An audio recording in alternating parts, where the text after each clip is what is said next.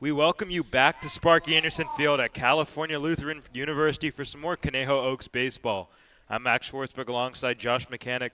The Oaks are coming off a huge win and stopped the losing skid with a 7-4 victory over the CCL rival Santa Barbara Foresters. Today, the Oaks face the MLB Academy Barons for the second time this season, the first resulting in an easy 10-1 win last week in Compton.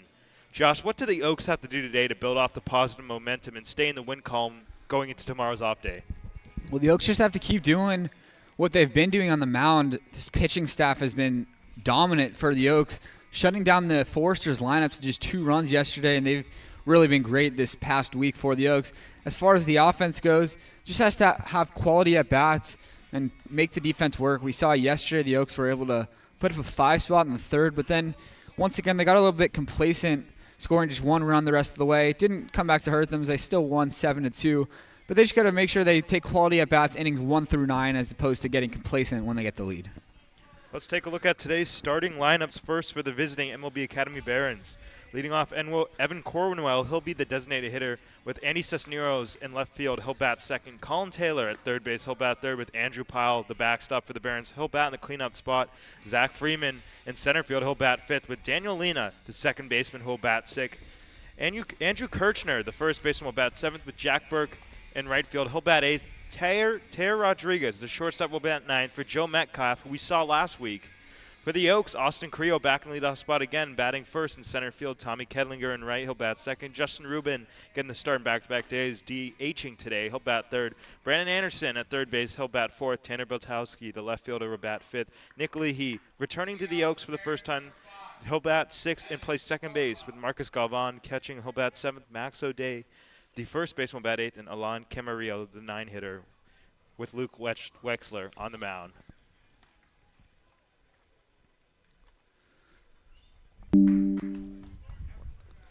Wexler coming off his junior season at Cal Lutheran, pitching on his home mound at a sub-4 ERA, and this will be his second appearance for the Oaks this summer.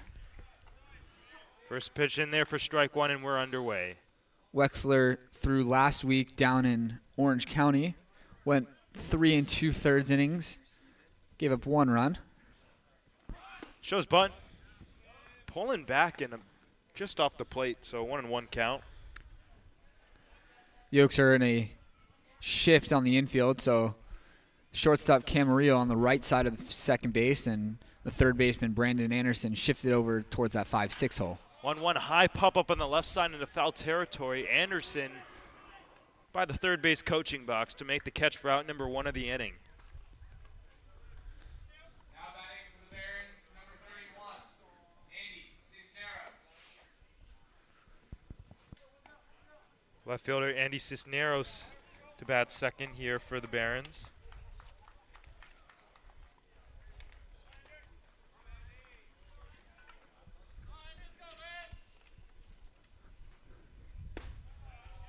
Strike one. Good bender right at the bottom of the zone.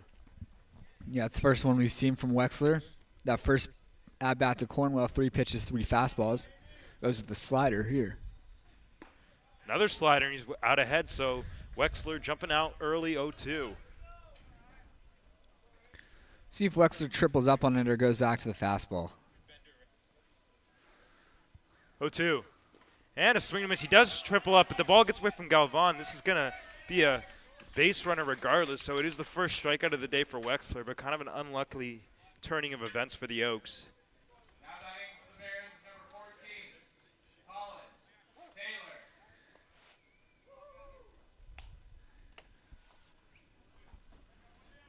Yeah, it's really unfortunate there for Wexler, who picks up the strikeout, but the runner is able to reach base. Just means that he can pick up an extra strikeout if he wants this inning.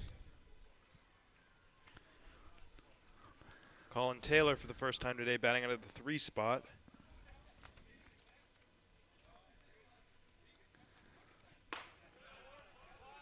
First pitch on the corner for a strike with the fastball. If you remember down in Compton, Taylor was the batter who nearly hit that home run down the left field line, but it was ruled foul by possibly inches. Check over at first, but Cisneros back safely.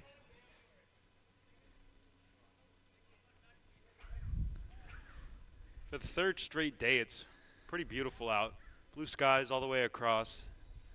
Runner goes, but starting to stop. Fouled back. Wexler jumping ahead 0-2 early.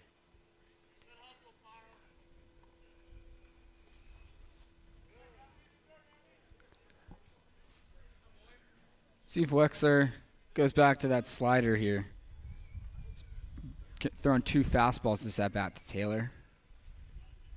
0-2. Chop down the third base way, but foul. Another fastball there from Wexler, and got a big chunk of the plate. Not what you're looking to do on an 0-2 pitch. I was going to comment on that. Definitely interesting. Maybe he wanted it more up, but it did leak down pretty much close to the middle of the zone. A lot of times you see guys wanting to go with an 0-2 fastball elevated, but have a hard time imagining that he's going to go 4 fastballs in a row to the 2-hitter. Runner does go at first. Slider, he strikes out. It's going to get away from Galvan briefly, so it's a stolen base for Cisneros at first, but back-to-back strikeouts now for Wexler.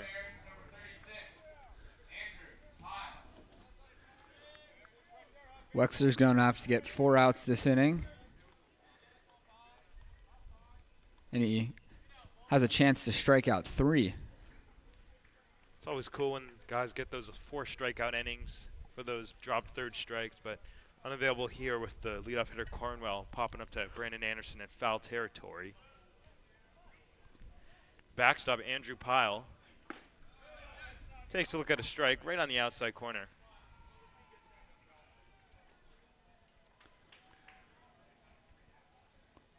Wexler threw 89 in the third innings for Cal Lutheran this year, struck out 85 hitters. Takes a look back at Cisneros, the 0-1. Check swing foul into the Barons dugout, first base way.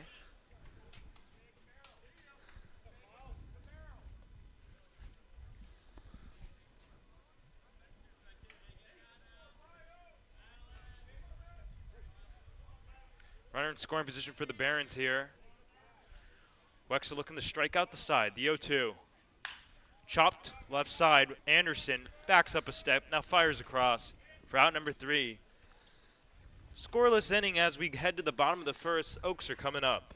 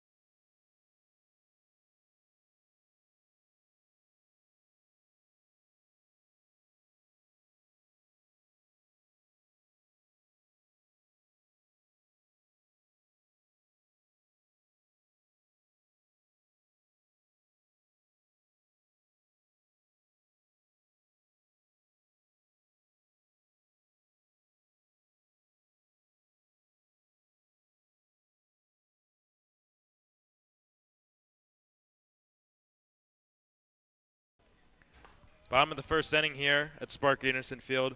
Austin Carrillo going to lead it off for the second consecutive day. Joe Metcalf, we actually saw last Friday when the Oaks had a huge 10-1 win. He pitched that game at a Pacific University. 2 innings pitched this past season only, so looking to get those extra reps in as always. Great opportunity here in the CCL and in any summer ball league.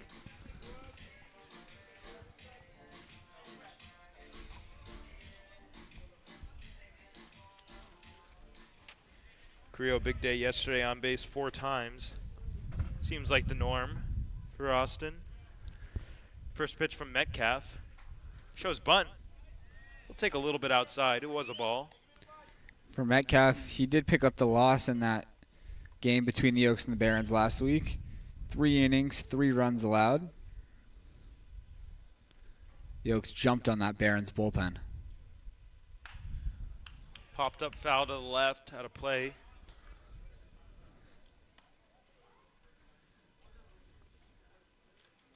Outfield straight away, which you don't often see with a left-handed hitter, but perhaps for his 3rd year in the CCL, understanding the tendencies of Carrillo, very balanced hitter.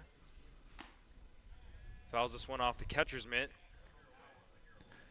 That was a changeup there from the pitcher Metcalf. Carrillo just waited for it to come down and waited just a bit too long, late on it, and fouling in the glove.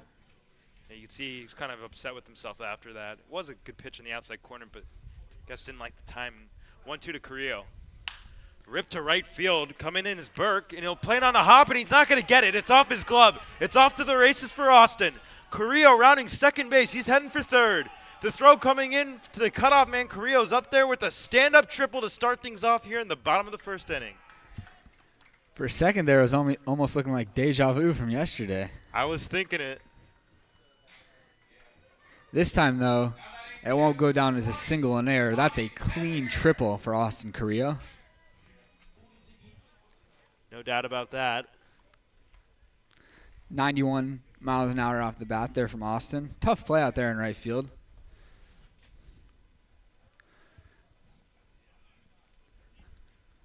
Tommy Kettlinger, who did hit that Little League inside the park home run. Of course, it was a single, but a 3-base error committed by the center fielder, Kennedy.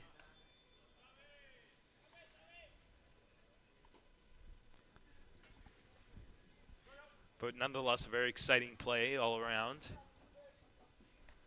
Infield staying back for the Barons. Just about any ball put in play, other than a pop-up or a comeback right to the pitcher will score a run. Something higher in the ground in the infield and something in the outfield. 0-1 front door breaking ball. Looked like it could have caught the zone, but it was a ball. 1-1.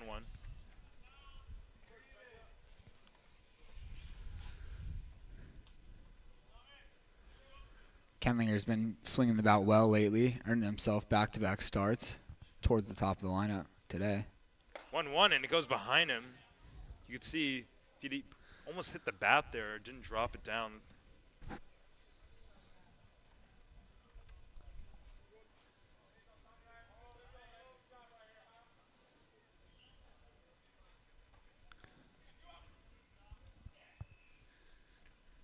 First run of the game, 90 feet away for the Oaks. The 2-1 to Kendlinger.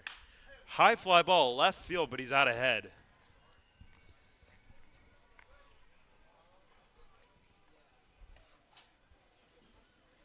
Oaks still looking for that first home run of the season. Obviously here at Cal Lutheran, pretty difficult to do as a right-handed hitter. The wind blows in from left field, so typically those home runs do come from lefties, but it happens. Every so often a right-hander runs into a ball. 2-2. Chop to the left side. This is going to score a run. Rodriguez on the run. He'll fire across. So an RBI ground out for Tommy Kendlinger. Oaks up early, 1-0. Productive at-bat there from Tommy. Even though he is retired, doing what he needs to do, especially in a 2-strike count. Just putting the ball in play. Routine ground ball over to shortstop, but good enough to score Carrillo.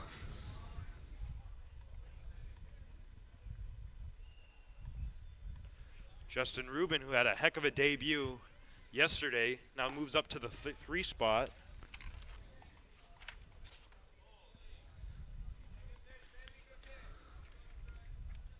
Ruben reached base in all 4 at-bats, including a single, 2 walks, and a hit by pitch into his name.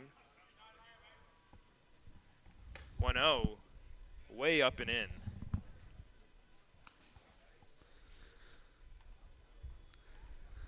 Originally, I was marking down these pitches from Metcalf as changeups, but I actually think they might be fastballs. Only 81 miles an hour, but it's where he's been consistent. Gets the call. Did appear to be quite a bit out. Yeah, I mean, that looked like a fastball to me, but as our TrackMan states, only 80 miles an hour, so kind of a soft tosser. 2-1. Not biting at that off-speed pitch. The count runs to 3 and balls and a strike. Yeah, that time it was the slider there from Ruben. Just breaking off the plate. I believe that's the same pitch that Austin Carrillo ripped to right.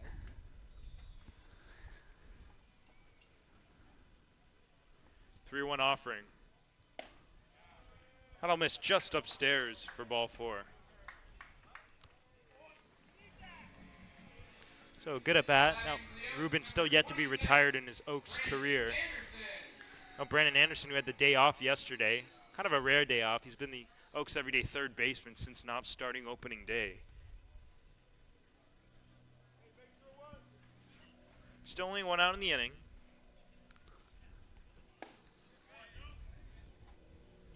Drops just below the knees for a ball.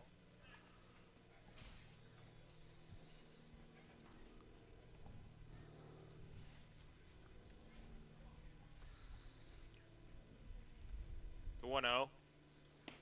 Strains him up on a ball inside. You got a fastball or changeup on that one? Fastball. It's actually the hardest pitch that he's thrown on the day, 82 miles an hour. Anderson ahead 2-0. Chopped foul again into the Nice Barons play. dugout. Good for you. Nice play in there, barehanded by one of the Barons.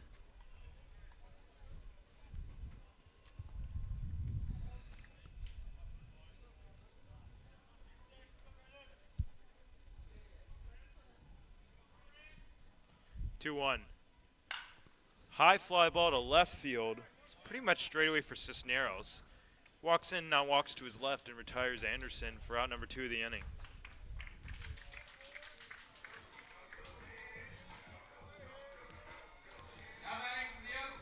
After Luke Wexler threw just 13 pitches for the Oaks in the top of the first inning, Metcalf is coming up on pitch 20 here in the bottom half of the first. Tanner Beltowski getting the start in back-to-back days. Back-to-back days. Popped up to the right side in shallow right field. The right fielder Burke tries to make a sliding catch, and he nearly does, but in foul territory. We'll have to see he's okay. He kind of gets up slow, but he does look to be all right. A lot of dust kicking up there toward that visitor bullpen. It was a really long run for Burke, and a nice sliding attempt. He slid quite away and just came up a bit short. Beltowski started yesterday at third, but in left field today. Just another one of those Oaks, very versatile defensively. Could put him pretty much anywhere. Ruben still at first. The 0-1.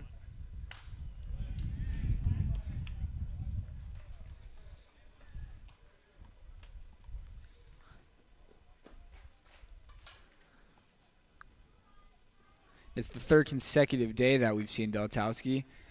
On Tuesday, he came out of the bullpen in relief and then started yesterday and today.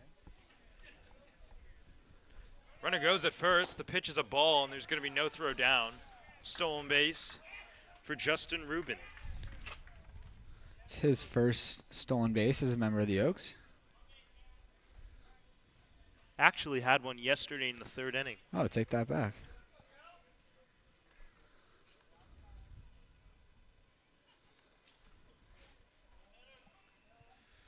Another runner in scoring position for the Oaks. The 1-2. Cued foul behind the plate. We'll do it again.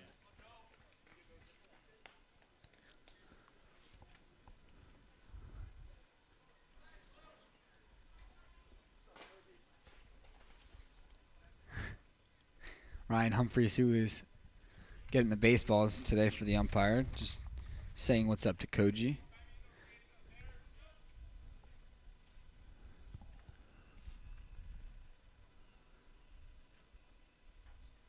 One, two up the middle, off the hand of Metcalf. It kicks to Rodriguez, spins and fires, nowhere close, and into the Barons dugout. That's now the third ball that's entered that dugout. We had a check swing foul ball by a Baron in the first, the foul ball by Anderson, and now the shortstop Rodriguez just fires it to Uganda into the dugout. So another Oaks run comes across in quite a crazy fashion.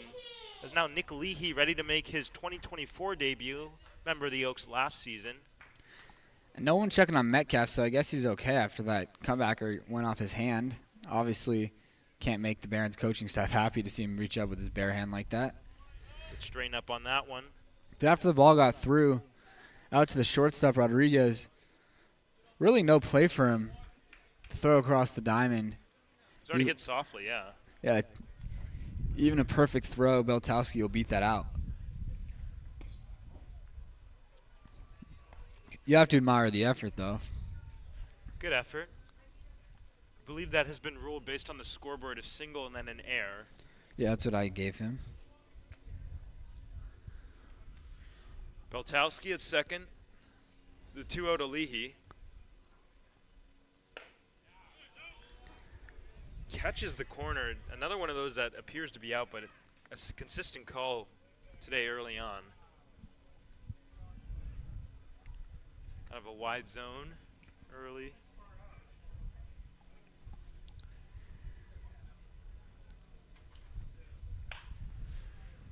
Hanging slider that's popped up to the right foul. I think we can just stop calling it a wide zone. I think we could just it's the CCL strike zone, you know. Yeah, it's a typical CCL zone. Hitters know it, pitchers know it, so they go back to those pitches. 2 balls, 2 strikes, and 2 outs in the inning. Count runs full. Almost 30 pitches now. This inning here for Metcalf. The next one will be the 29th. Very taxing early on.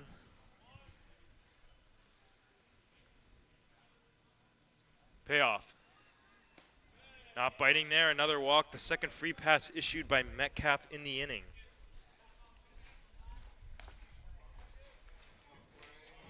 Now Marcus Galvan, who we last saw, I believe against the Saints this past Sunday. That was his last start. That was his last appearance and start. So, yeah, last Sunday. So, kind of been a bit of a break for Galvan. So, hopefully he's well rested. I remember he was on deck to pinch hit yesterday. I can't remember if he ended up getting that pinch hit appearance.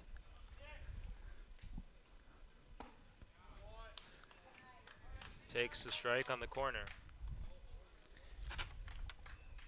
I believe he did get that appearance. He actually singled in the 7th inning.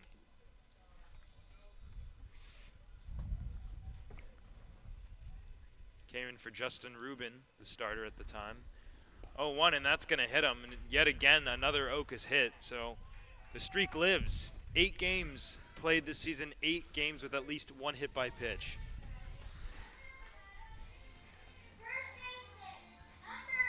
That brings out the pitching coach for the Barons to have a mound visit.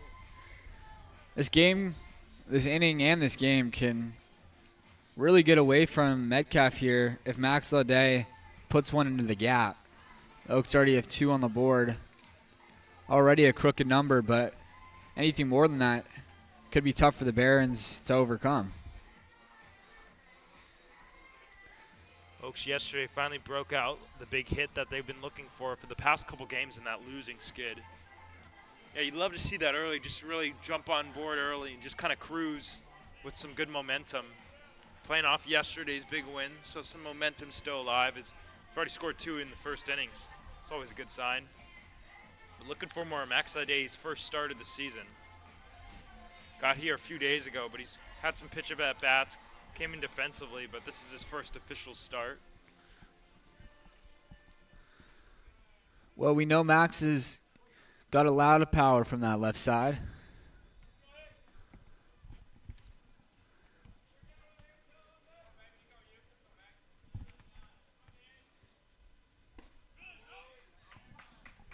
Wow, that was a 71-mile-an-hour changeup. middle. A little bit, we're both a little bit wishful that there was a swing on that pitch, but Ade still dangerous. The 0-1. Fouled off to the right. Ooh. Another nice play. This time, Barons player didn't even get up to catch it. I thought he was just about to wear it off his chest, just sat there staring at it and just put his hand out while he was sitting down. It's now the 4th ball hit into that dugout. Base is juiced. The 0-2. And a swing and a miss. He's out ahead of the changeup. First strikeout of the day for Joe Metcalf. But the Oaks, they put up 2 in the inning as we head to the top of the 2nd inning for Sparky Anderson Field.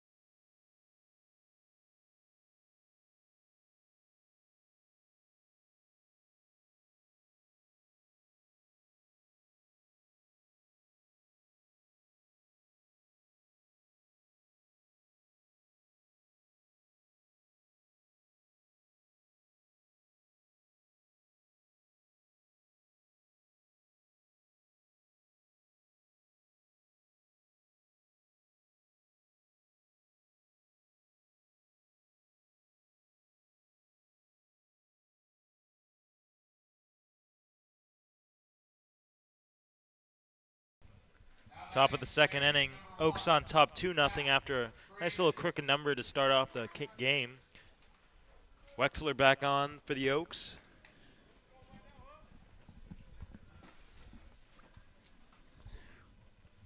It's a good way to start the game for the Oaks offense. Even though they could have gotten more than 2, anytime you're able to put up 2 runs in the 1st inning, you'll take that. Slowly looking to build off that. And they forced Metcalf to throw 34 pitches.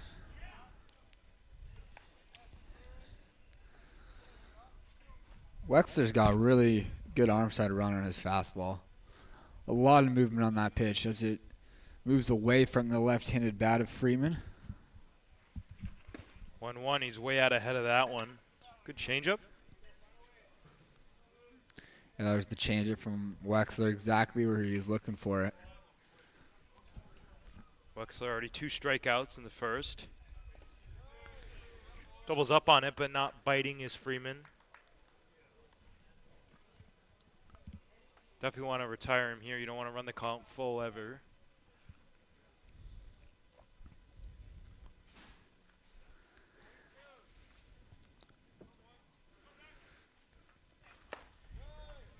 Misses out, so it does go full, 3-2.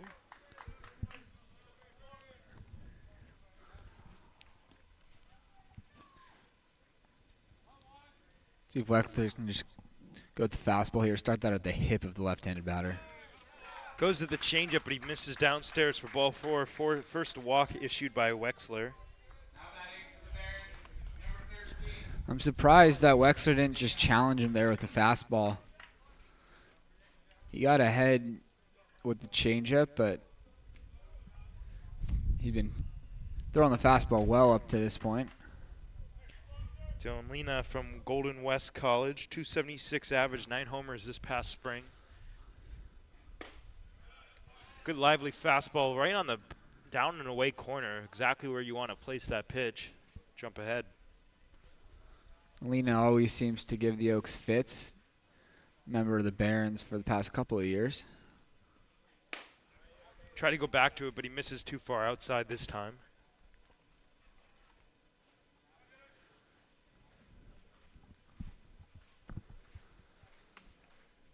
Day holding on Freeman at first. Very small lead over there, but it kind of expands it a little bit here. Could have gotten the call, but called maybe higher in, but it did appear to get that up and in corner.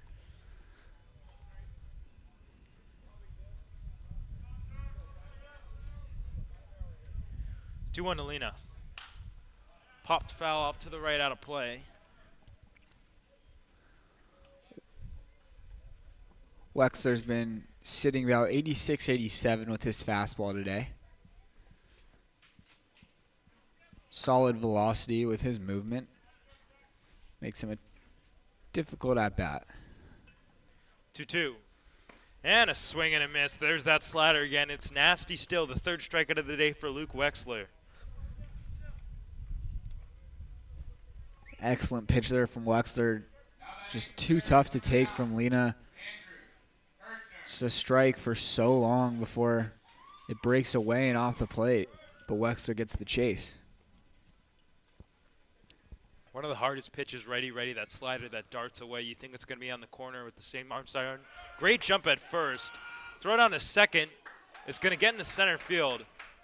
So a stolen base for Freeman. Yeah, it was a great jump, as you said. Really nothing for Galvan to do. Batter Kirkner smartly takes that pitch and allows his runner to take second. The play was closer than I thought it would be, though. Obviously, the ball got away to center field, but good job by Galvan to good pop time getting it down there pretty quick. Pick up play at second. Just late. Camarillo kind of trying to sell it to the second base umpire. Yeah, good idea there. Little daylight pick maybe from Camarillo, who heads over to the bat and gets a quick snap tag down, just not in time. 1-0 to Kirchner. To left field, struck pretty well. Beltowski on the run. He will make the catch over the shoulder and fire back into the infield. Kind of a awkward route, but regardless, the same result, out number 2 of the inning. Yeah, I think that ball just took off a little bit on Tanner out there and left. 95 miles an hour off the bat, and you just might not have realized how hard it was. It started drifting back on it a little early. Either way, though, he makes the catch routinely for out number 2. Beltowski actually pretty new to the outfield. I talked to him about it a little bit yesterday. He was during batting practice, getting some reps out there, trying to get some more reads. High fly ball to center field. Carrillo coming in straight away. He'll make the catch, build the cap high for out number 3. Barons stranded another runner as we head to the bottom of the second inning. The Oaks up 2-0.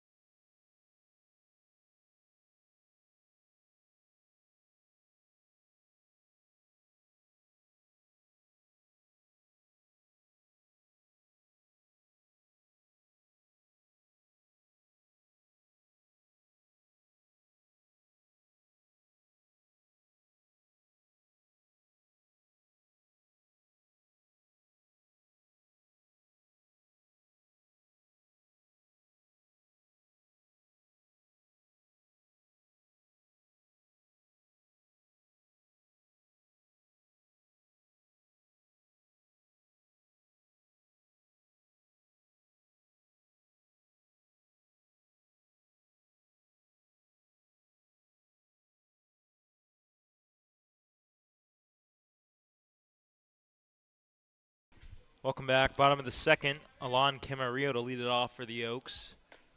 Now batting for the Oaks, Camarillo came in as a defensive replacement in yesterday's game.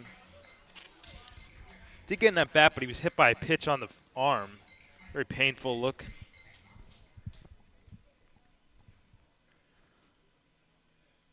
Camarillo, really good defensive shortstop. We already seen him make a couple of diving plays out there. Misses up and in for ball 1 to Alon.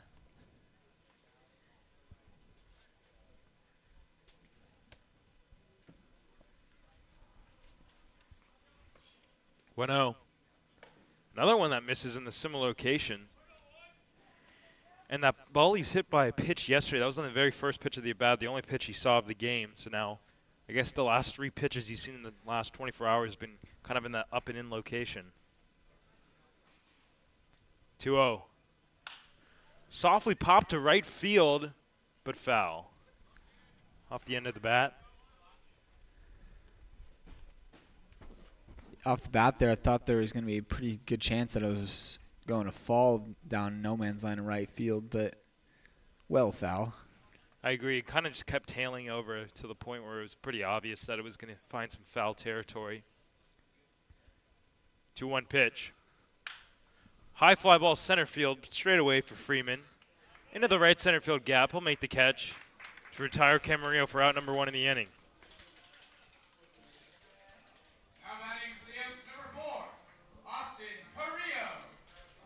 Now Austin Carrillo, who started the first inning with a bang, the triple.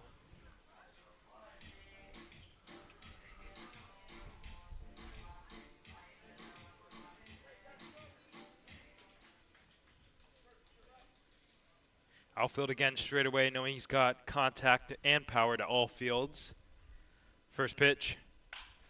Pop to the left. Shortstop Rodriguez going out. In comes Cisneros, and it's going to fall. Carrillo heading around to second base. This is going to be a double. Oh, my gosh. As that gets away. Carrillo now heading to third. The throw from Kirchner. It's going to get away. Carrillo's going to score. Unbelievable. Another Little League home run. This is ridiculous. Did that actually just happen? I can't help but hold a smile. What is going on? What? So that's going to be a double and then a 2-base error by I don't even know who at this point, but Austin halfway to the cycle, and one of the craziest ways to open up, whatever that was. Yeah, that'll be a double for Austin. Error will go to the left fielder, Cisneros. And then the first baseman did a great job of backing it up. I thought he was going to get Carrillo at third, but then his throw was wild, so it'll go down as an error on the first baseman, Kirchner, as well. That seems like a play that the coach is not going to be happy about. I mean, after the last game, I mean, they brought the whole team in, and then they took out the center fielder who made that error, Kennedy. Kind of what I was referring to. 0-2 to Kedlinger, 1-2. Kind of interesting. So after the center fielder Kennedy in yesterday's game made that error, the whole team came in a circle. The coach kind of chewed him out, and then Kennedy got one at bat and then was taken out of the game. 1-2. This is just up and in.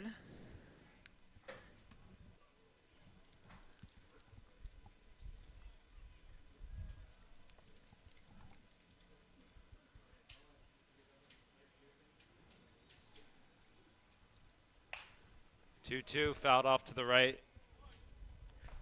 That's got to be like such a rare occurrence. Two of those Little League home runs in back-to-back days. Yeah, that just does not happen very often. And two very different ones. Yeah, the first one was like kind of one mess up, and this one was just a whole lot of things went wrong for the Barons all across the field. Off-speed misses upstairs, so the count runs full to Tommy Kedlinger. Yeah, 3 errors already for the Barons.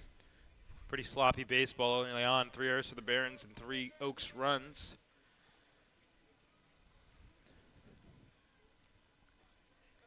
The payoff pitch. Ripped towards the gap in left center field. That's going to split it, and it's going to one-hop the wall. Kedlinger racing around first. He's heading to second, and he's going to round second and head for third. The throw comes in from the cutoff. It's going to be late. One out triple for Tommy here in the bottom of the second inning. And that might be the hardest hit ball from any Oaks player this season. 101 miles per hour off the bat. Lacing that ball to left center, and boy, can he fly. Ball was crushed, absolutely. Looks like we're going to get a pitching change, issuing out towards the bullpen. We're going to take a quick step aside here from Spark Anderson Field.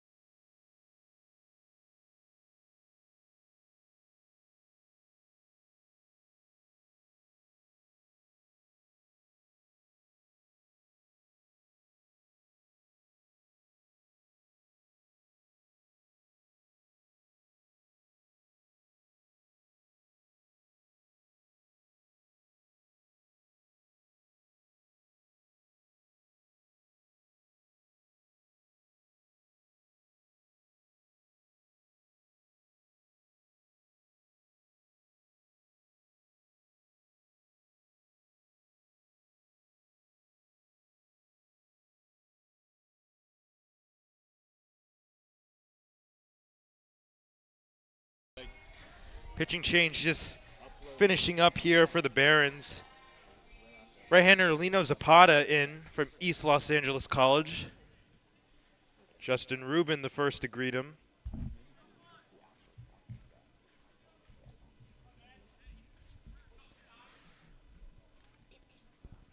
Oaks now have two triples in the game. First pitch roped out to center field.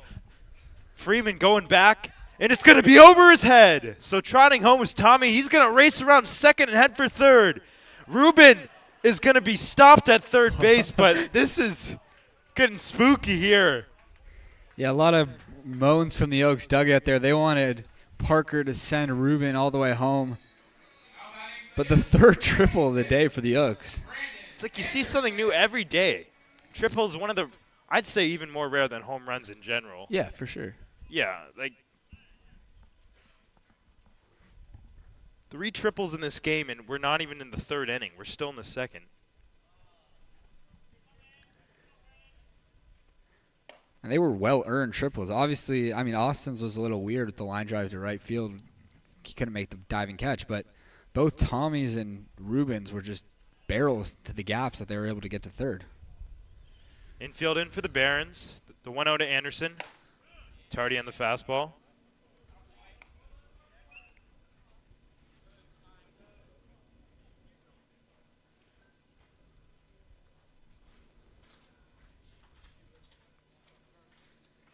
Four runs across for the Oaks already. 1-0 at the knees, but called a ball. Pretty good pitch, it looked to be. But it works in the Oaks' favor. 2-1, 1-2 count. Very big differences, obviously. Inside for ball 3.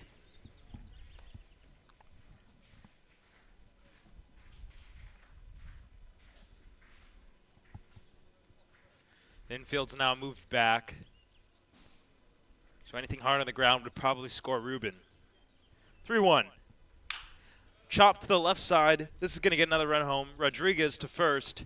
But the 5th Oak run comes across in the back door. Justin Rubin here in the 2nd inning. Now batting for the Oaks, number 29, Tanner Belkowski.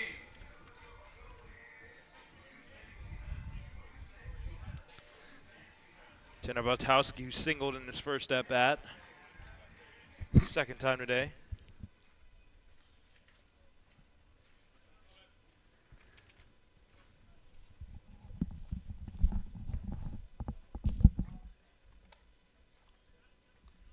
Ball 1.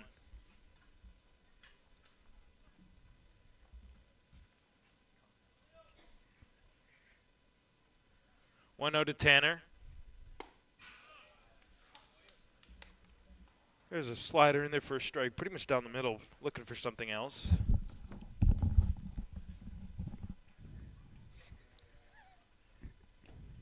Not biting again. The count runs to 2-1.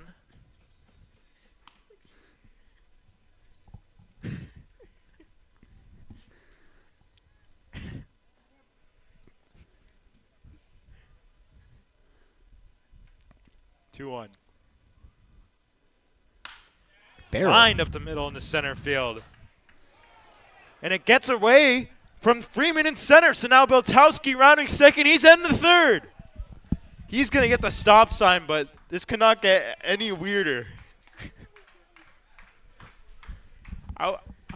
This is shocking. I got to keep my head up. I was really looking down to start to pencil in the scorebook. Unbelievable. So that's another one. Will go down as a single, not a triple. But good speed from Belkowski, and 96 miles an hour. That's another hard hit ball. I don't even know what's going on still, though. Just like all these miscues. If you look at the scoreboard, there's 4 errors. You don't often see that, but we're not even in the 3rd inning. Sloppy play from the Barons so far. It's got to make head coach Kenny Landreau furious. Former big leaguer. He's seeing what it's supposed to look like, and it's not this.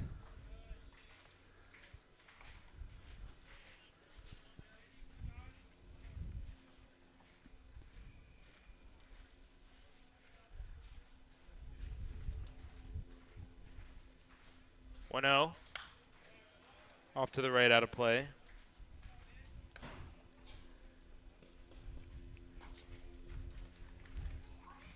Nicolehe, for the 2nd time, walked in his first at-bat just an inning ago in the 1st.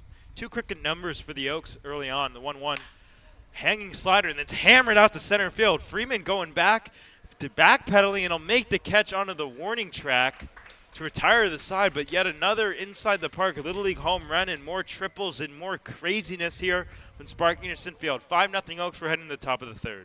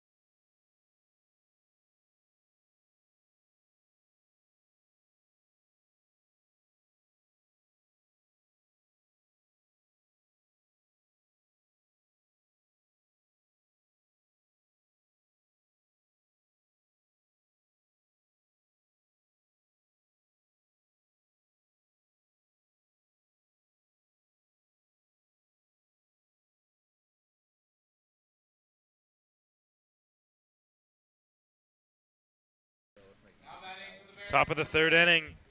Luke Wexler back up there. In case you're just joining us, this has been already one of the craziest games ever. The Oaks have 5 runs with 3 triples, including, for the second consecutive day, another inside the park Little League home run. But 4 innings for the Barons. This is the third inning as this one's hit softly up the middle. Camarillo, nice play on the run for out number 1. But as I was saying, we've just seen a lot of hectic and sloppy play. But over the last 24 hours, this has been one of the more, I don't even know how to describe it, just weird showings of baseball. The Oaks have been playing very well, obviously. 7-4 victory against the dangerous Santa Barbara Foresters yesterday. But that had a lot of hecticness in that game with the Tommy Kedlinger Little League home run. But now Austin Carrillo, who tripled in his first at bat, he gets what is a double and then a 2-base error where he scores. Just kind of a snowball fight on the infield with the Barons, throwing it all over the place. We've seen 4 balls go into the Barons dugout already. The Oaks have the same amount of hits as the Barons have errors. As he squares the bunt softly, Wexler over to fire to first. Nice pitcher our athletes to play.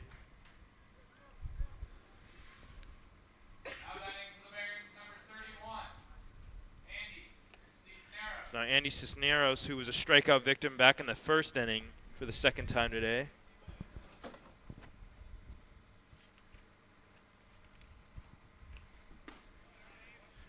Front door breaking ball drops in their first strike. Cisneros agrees.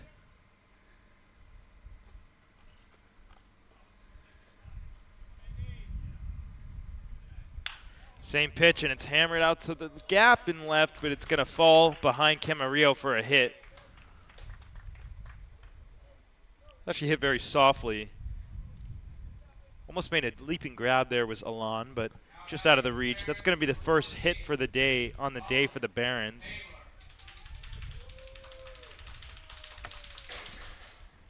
Camarillo, I thought was going to maybe make that play. He already made a really nice defensive play this inning. That first play, certainly a tough one. Yeah, very athletic defensive play. Colin Taylor now, who also struck out, takes a fastball for a strike. Wexler's velocity is down a little bit this inning. He was sitting 86-87 first couple innings, just 84-85. Something to take note of, the 0-1. But it's by Taylor right there. 86 on that fastball.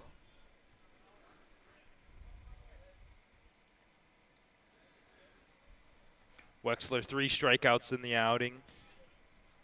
Perhaps some more to come. The 0-2 coming up to Taylor. On the ground, on a hop to Anderson at third.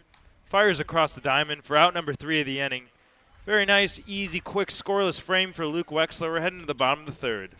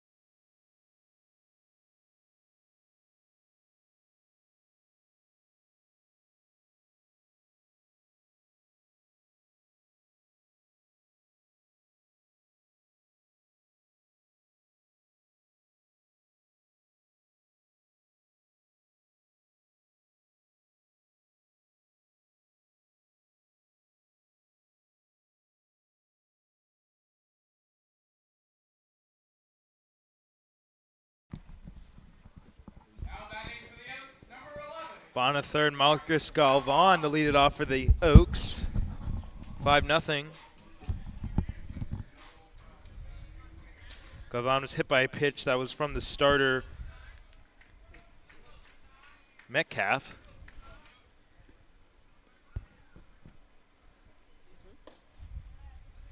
Ball one. Spits on the changeup down low.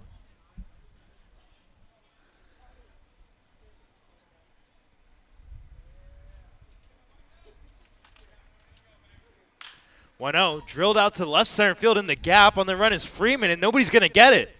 It splits the gap. Galvan on his way to second base. He's going to get up there standing with the leadoff double. Good way to start things here in the third.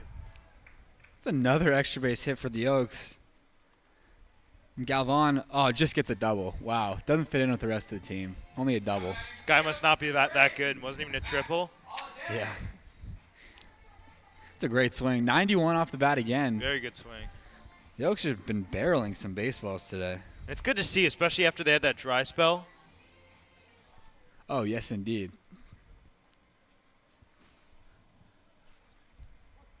Galvan in second. The 1-0 to Ade.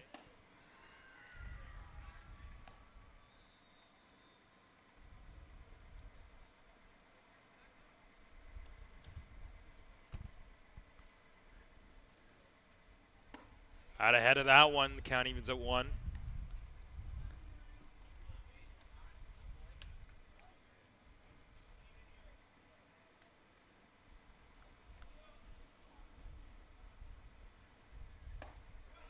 Tries to backdoor a breaking ball, but he misses outside. 2-1.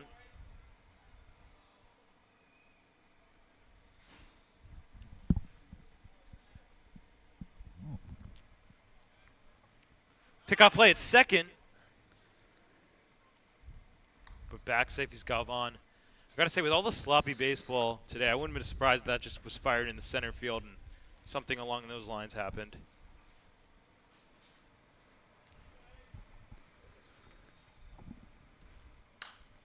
Popped foul off to the left. Ade now in his second season with the Oaks. Remember the team last summer. Oaks finished in second place in the CCL. Looking to build off that and bring home number 1 this season. 2-2. Great take by Ade. Oh. That was a delayed strike 3. I don't even... What? That was the weirdest thing I've ever seen. So it was a 2-2 pitch, and first of all, it was like 3 feet outside. Second of all, the umpire didn't ring him up with the typical call. This game can't get any weirder, is basically what I'm trying to say. But now 2 strikeouts to Ade's name, and frustrating when there, I wasn't even close. And then at the same time, like not even an official call, the umpire was kind of considering himself, should I call it a strike? Seemed to be.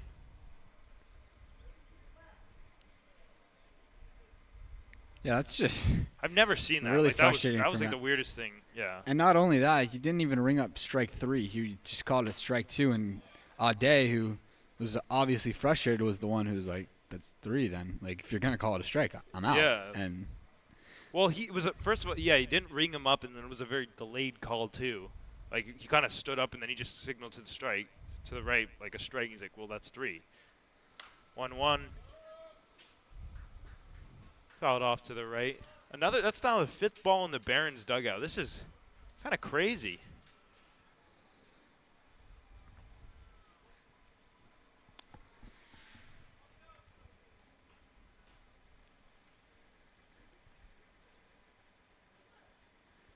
ooh, And again, Camarillo's hit for the 2nd straight game. Second hit by pitch by Barons pitching. The first one was by the starter, Metcalf, but that was just a heater right to the back of Camarillo. You can understand the frustration, not even close. So now Austin Carrillo, who's halfway to the cycle, tripled in the 3rd, doubled in the 2nd, 2 for 2 day. see if you can put one out here. Pretty cool, eh?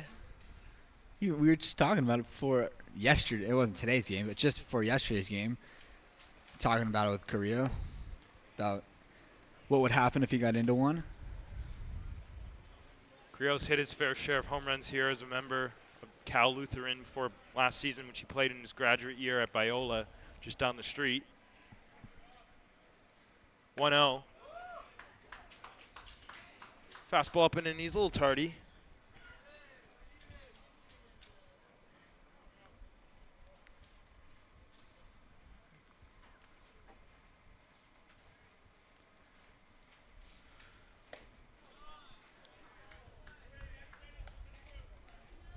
One and two. Austin disagreed with the call. Pretty borderline pitch. Could have gone either way. Pitch up and away. It's definitely a strike in the CCL. 1-2. Slapped foul. Yeah, and that strictly was based on the last pitch we saw. That one was also a couple baseballs off the plate, but Knew it. the smart hitter that Austin is knows that it was probably going to be called strike 3, so just doing whatever he can to put the bat on the ball there, keep that bat alive. Absolutely. Probably not going to do anything productive on the pitch, but use it to get to a better one. 1-2. Kind of cute foul. Sawed off there. Caught a bit of the plate, but a little off with the timing. Yeah, incredibly late and very jammed. I'm sure that one must have stung a little bit even on a slider there.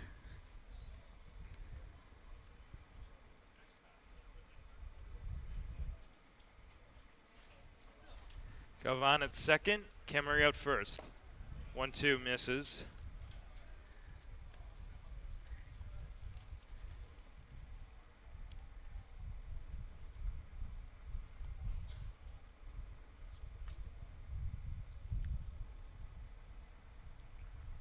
Two on for Austin Carrillo. The 2-2. Line to the left side, but caught at shortstop, and they're going to not double him off. They say that Lena did not get there quite in time. Good job by Galvan to pretty much freeze on it, exactly what you're supposed to do, and not turn that into a double play. Yeah, that was good base running there from Marcus Galvan. That had double play written all over it, but smartly takes his first step back on the line. It is a common misconception about freezing. Even freezing sometimes doesn't do the trick. You want to take a step back and then make sure it gets through the infield, which it didn't there. First pitch to Tommy in their first strike.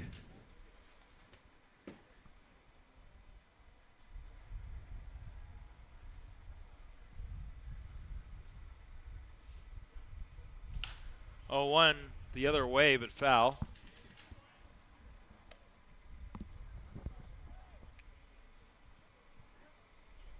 I'm going to have to tally up how many baseballs the Oaks have hit over 90 miles an hour because that lineup from Carrillo is also 90 off the bat. A lot of hard contact today. Good take on the slider, darting out of the zone. 1-2.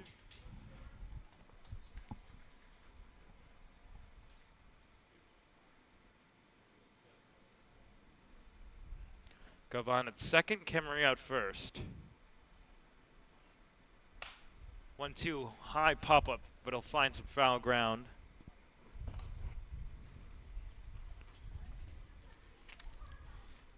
Kenlinger tripled in his last at-bat.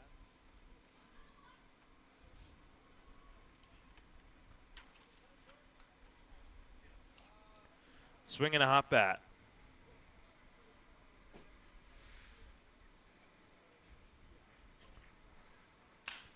To right side, Lena, he's going to throw over Camarillo and retire Tommy Kenlinger for out number 3.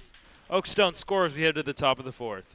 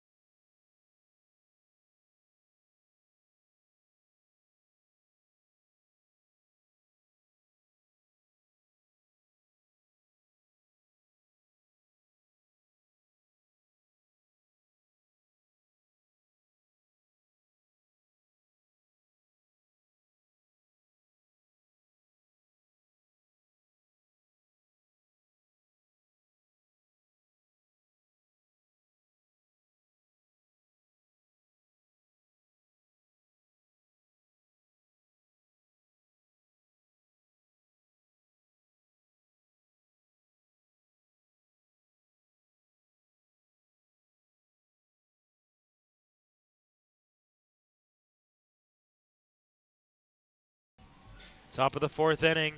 Luke Wexler going to go out for another inning of work. Now batting for the Barons, number 36, Andrew Pyle.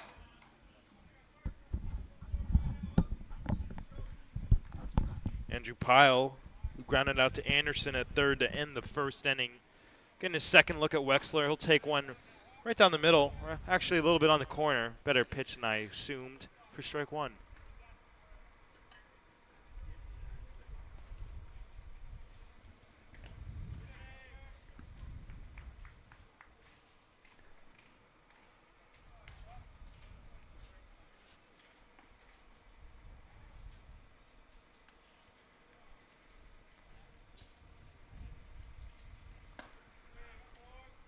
One right there for a strike, 1 and 2.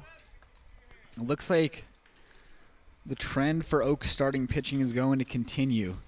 Still haven't seen an Oaks starter pitch past the 4th inning. Wexler in his 4th inning of work, and there is someone throwing down in the Oaks bullpen. Can't tell, but looks like it might be Jaden Valdez. Not sure, though. It is Jaden Valdez. Wow, good eye by me. Saw it off and fouled right over our heads.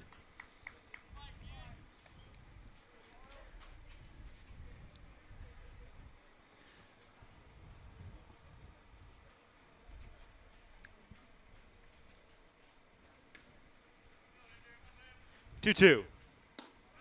Not biting at that slider was Pyle. Wexler's issued 1 walk. That was in the 2nd inning to the guy who waits on deck, Freeman.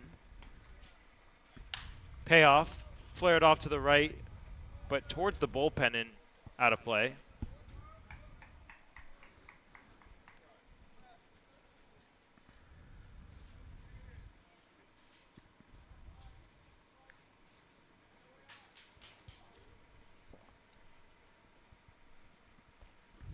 Three and 2, softly lined to right field. This is going to fall in for a hit. And it kind of takes a weird bounce on Kenlinger, but he's able to corral it over just in foul territory and hold Pyle to a single. An unlucky one there for Luke Wexler, who makes a good 3-2 pitch on the outside corner, maybe even a tad off the plate. And just sticking his hands out and flipping it over the first base bag for a hit is Pyle.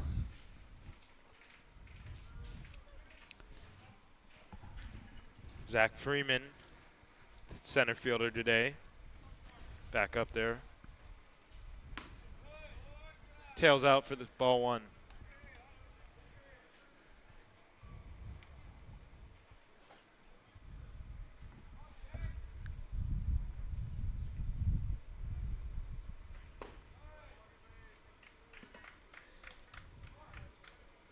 Oaks have turned quite a bit of double plays this season, including a season-high 4 against the Riptide in the 7-1 win just a couple days ago. 2-0. High fly ball crushed to right field. If it's fair, it's gone, and it's fair, and it is well gone. An absolute bomb off the bat of Zach Freeman, and it's now a 5-2 game.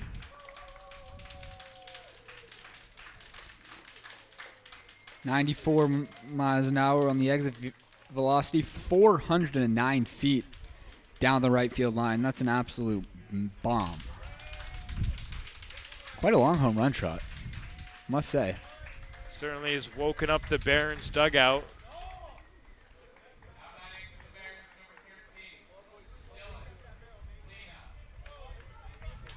It's the first home run we've seen here at Sparky Anderson Field this summer on either side.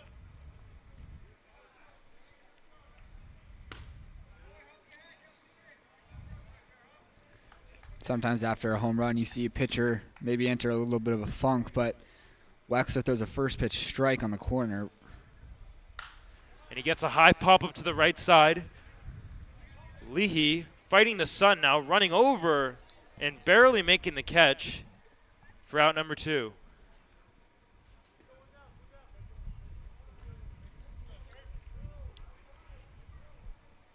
Oh, for out number 1, excuse me. It looked like Leahy was settled underneath that one. The wind might have taken it a bit away from him.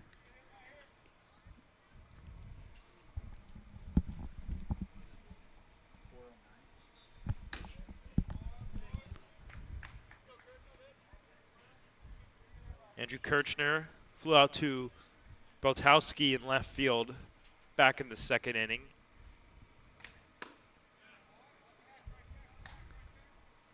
Very good run on that pitch, just running way away from the barrel and into the right-handed batter's box, but getting the swing. 1-1.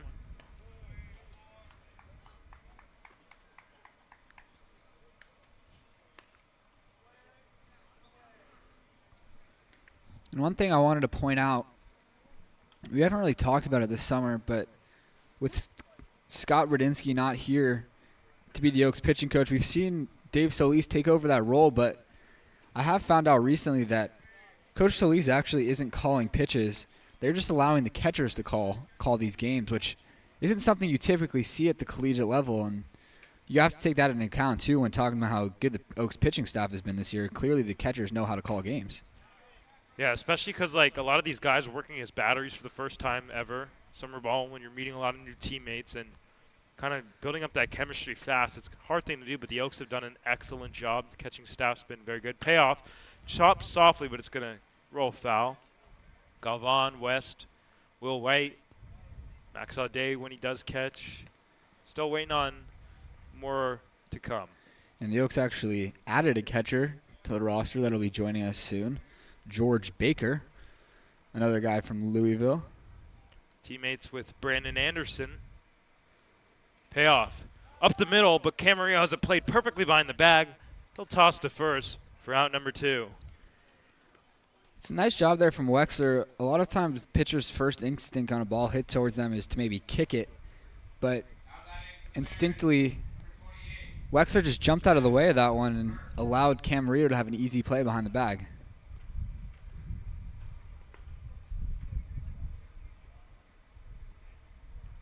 Jack Burke, the right fielder. 0 for 1 on the day. Flew out to Carrillo in center to end the 2nd inning. And he'll pop one again over our heads, foul.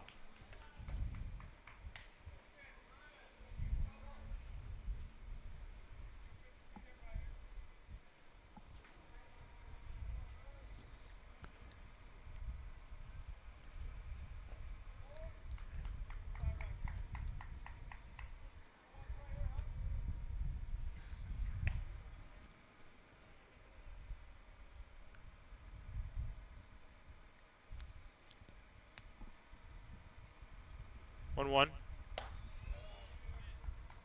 Upstairs, 87 on the fastball. Yo, Wexler's found that velocity again. He's been sitting about 87 this inning. Right on the corner, 2-2.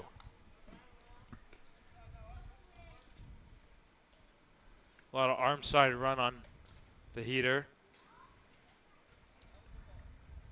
2-2 pitch. Line to left, and it's over the head of Camarillo, and it's going to split the gap and roll all the way to the wall. Around first and heading for second is Burke. He's going to round second, head for third. The cutoff throw from Camarillo, not in time.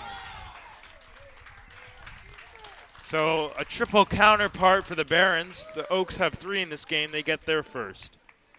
Burke can really move out there on the bases. I'm surprised to see him get all the way to third, and let's see if this is a pitching change or just a conversation with Coach Solis heading out to the mound.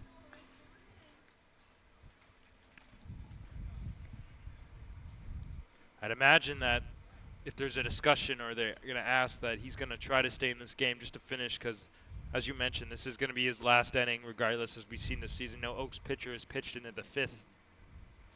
But Jaden Valdez appears pretty much ready in the bullpen, just lightly tossing to stay warm. But Luke Wexler is going to depart this game after 3 2/3 innings. Struck out 3, 2 earned runs to his name. So a very solid day. As we're going to have a pitching change for Jaden Valdez. We're going to step aside.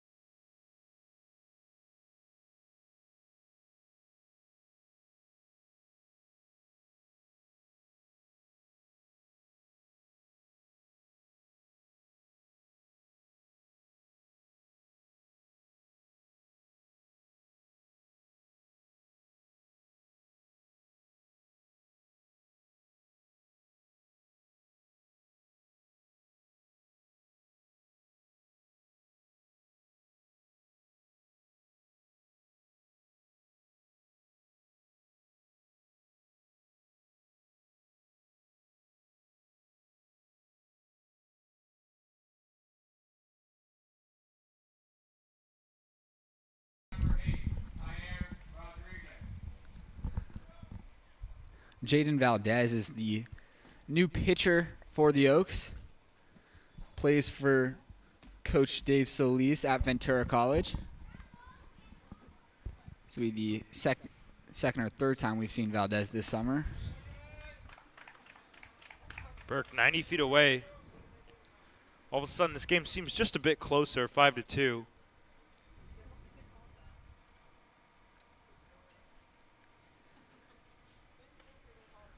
One out. Misses upstairs, so he falls behind 2-0. Right now, the Oaks just want to make sure they don't get complacent, which we've seen happen a couple of times this season. 5 runs in the first 2 innings here. They need to continue to get more, as we know this Barons offense can put up some runs. Great spot on the outside edge for a strike, 2-1. Exactly what you want to do there. You don't want to run to a 3-0 count.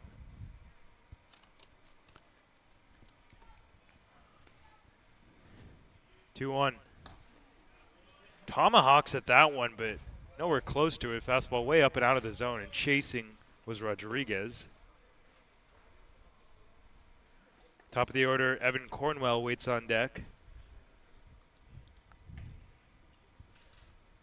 Burke 90 feet away, the 2-2. And that is on the outside corner. Strike 3 called. Very nice strikeout 2 in the top of the 4th inning as we head to the bottom of the 4th here from Spark Anderson Field.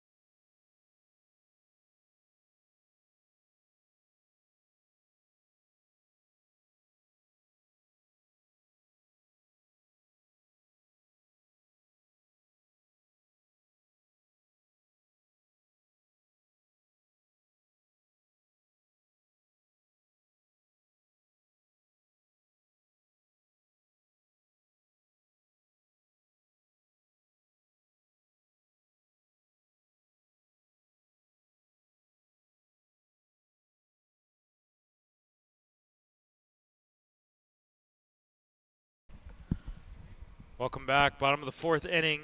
Now 5-2. The Barons scored 2 in the top of the inning. Justin Rubin ready to lead it off for the Oaks. Walked in the first and tripled, one of 3 Oaks triples in the 2nd inning. He's actually yet to be retired, going back to yesterday where he went 1 for 1 with 2 walks and a hit by pitch. So he's not recorded an out at the plate. So you could say that he's the best hitter in the history of Oaks baseball. He's batting 1,000 as a member of the Oaks. Currently, today, June 13th, at this time, 523, yes, he is the best hitter in Oaks history. We'll see if that continues. Hopefully it does, because that would mean good things for the Oaks. Yeah, I don't think he'll be hitting 1,000 for the whole summer. Hate to break it to you. Yeah, regression to the mean's a rough thing. Kind of sorted around there. It's a good pitch there. Very good pitch. From Lino Zepeda. Action in the Barons bullpen. There's a left-hander up. That misses outside, 2-2.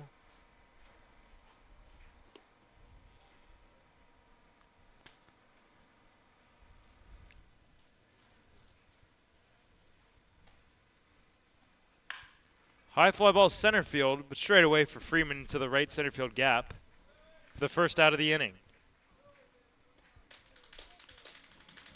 Now batting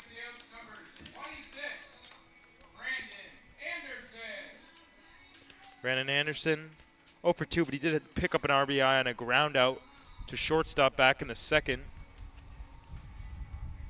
Kind of in a little skid here. He's 0 for his last 7 at the plate.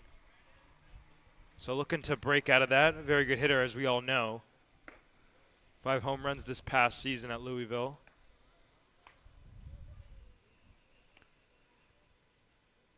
And Anderson will be playing next year at University of Purdue. Is that recent news? Yeah, I was about to say that he's in the portal, and then I went and double-checked, and he has committed to Purdue. Well, congratulations to Brandon. Purdue, the Boilermakers, getting a very good player, very good hitter.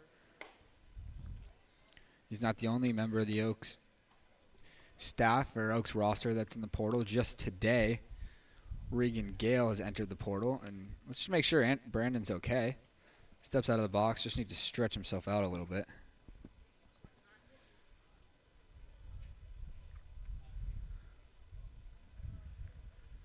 Two one, swinging a high fly ball to left field, going back is Cisneros, but now he's coming in a few steps. He'll make the catch for out number 2. 2 flyouts to start the inning. It's a good swing there from Anderson, but any fly ball to left field that's just not absolutely destroyed is going to most likely get shot down by that wind out there. And that was a textbook example of a well-hit baseball that in a ballpark where the wind isn't blowing in could have a chance to leave. Instead, it's a routine flyout.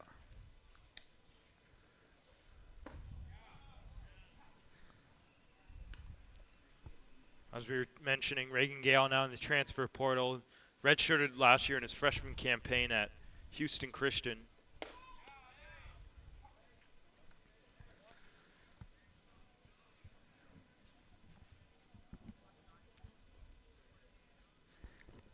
Now one of 4 guys for the Oaks that are in the portal right now. Up the middle, and that's going to get into center field. Third base hit for Beltowski. He's now 3 for 3.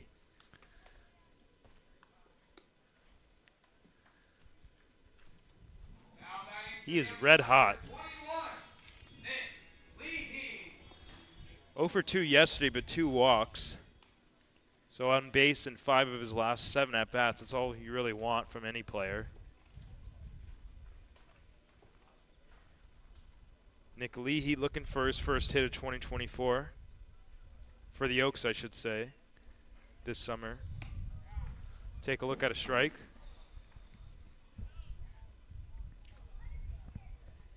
That was chalked.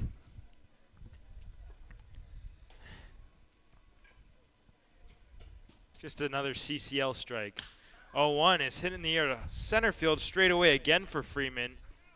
Now move over to the right side over his shoulder and make the catch to retire the side. 3 quick flyouts for the Oaks. We head to the top of the 5th inning.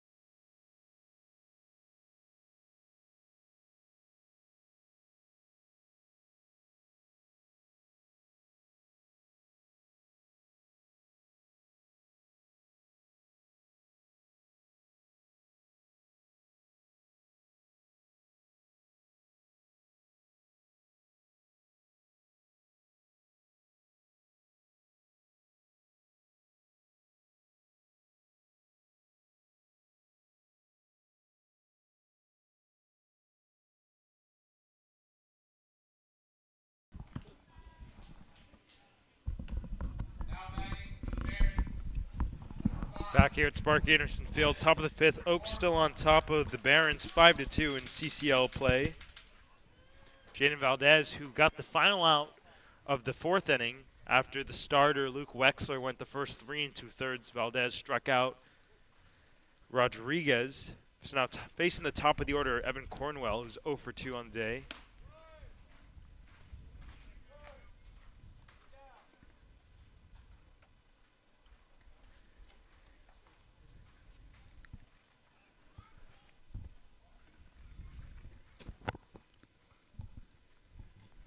One 0.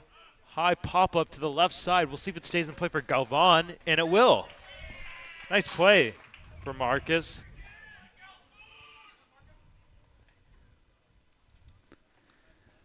Galvan getting a lot of applause from that Oaks dugout. Difficult play.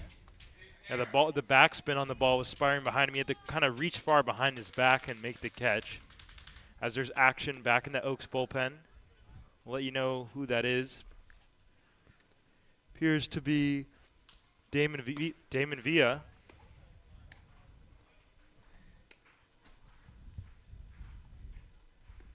Andy Cisneros, the left fielder, 1 for 2 in the afternoon. He struck out in first. That was against the starter Wexler, and singled in the third. 1-1.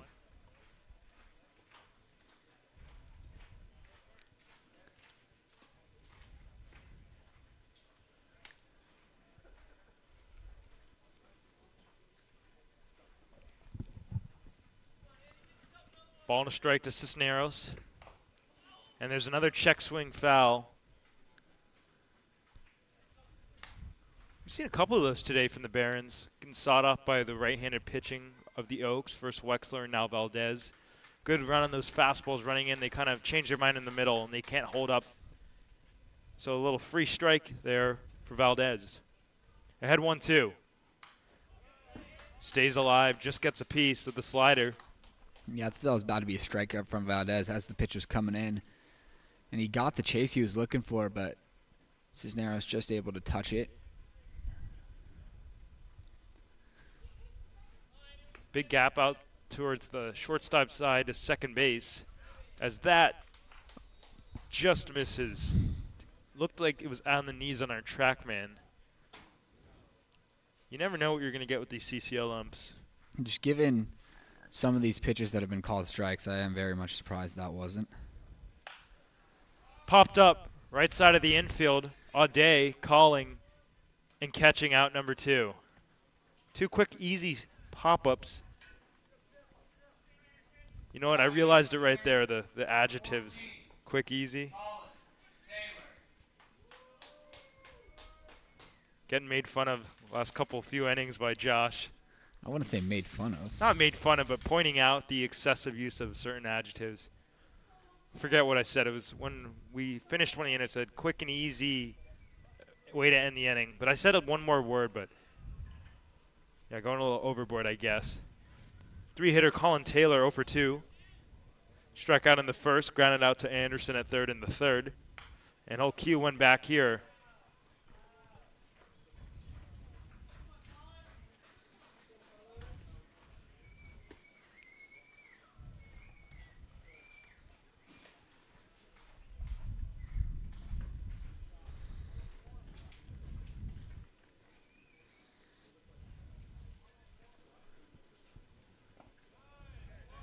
Not chasing that slider.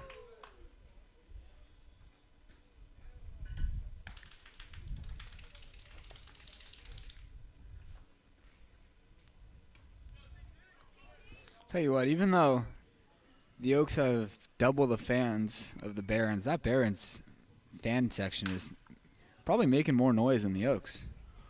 One of the fans has this, I don't even know what the word for it, but it's like this thing that claps for you. You just shake your hands and it makes a lot of noise. Do we have a name for it? A clacker. Clacker. According to our producer, McKenna. Is that like the brand name, or is that like an official word for that, whatever that is? No, it's the official word, according to McKenna. According to our very own McKenna. 1-2. Let's give a quick shout-out.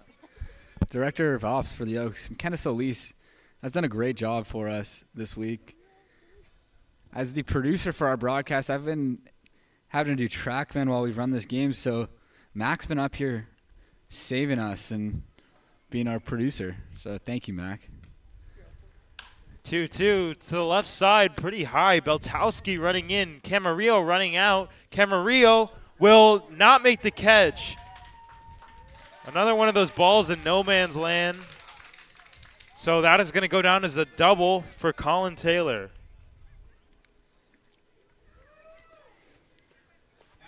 Usually on balls that are hit that high, someone has time to come down and get it, but long run for both Beltowski and Camarillo, and it just falls in between them.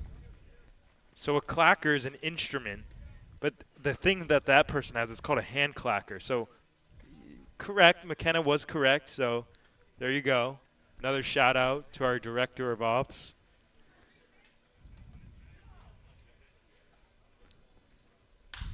To right center field, Kenlinger coming in. He's going to play it on a hop, coming around from second. Taylor, the cutoff throw to the plate is not in time. It's now a 5-3 game. It's really unlucky for Jaden Valdez.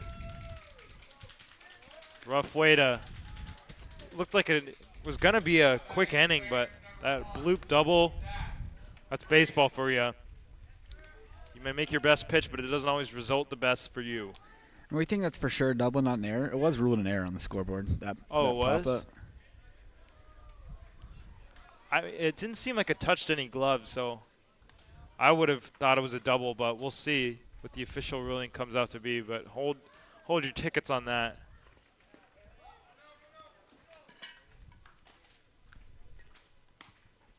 Yeah, according to our official scorer, it is ruled a hit. So is that just a scoreboard mistake up there in left center? Yes, sir.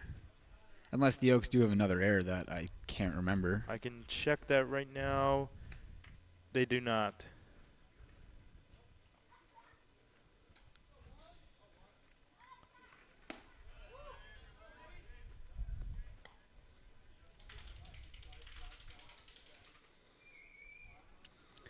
The Oaks really been dominating this one. 5-0 from the get-go, and the Barons are one swing away from tying this one up. Tying run in the plate, yep. Kind of the fear that we were talking about. Obviously, still a lot to come, but we were talking about how the Oaks in some of these games gotten complacent after getting up ahead early. Hopefully they can add on and regain that momentum, as that's going to come inside and hit Freeman. So all of a sudden this inning's starting to spiral out of control for Valdez. Yeah, now you have to wonder how many more batters Coach Solis will give Valdez. They do have Villa warming up in the pen, and you have to imagine the plan all along was to get Valdez through this 5th inning, but he's laboring a little bit here.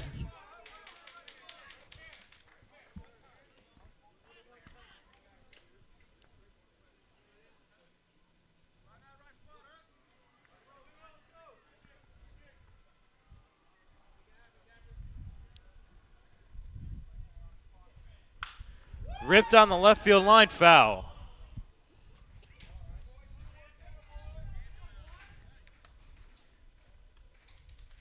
Yeah, off the bat there, I was thinking that was a double down the left field line to tie this game.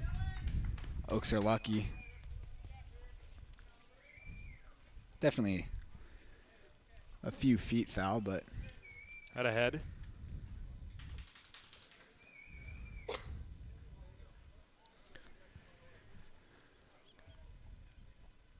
Oh, 1. 0-2. Healthy dose of clackers in between each pitch. Big spot in this game. Tying run at first in Freeman for the Barons. 0-2 coming up to Dylan Lena. Just gets a piece. Kind of throwing the bat head out and trying to see if he can get anything of that baseball. yeah, when you say he just gets a piece, I mean, that's about as close as you can get to swinging and missing but staying alive. Barely fouling that one away. Outfield and no doubles defense. The 0-2. Fouled back straight toward us.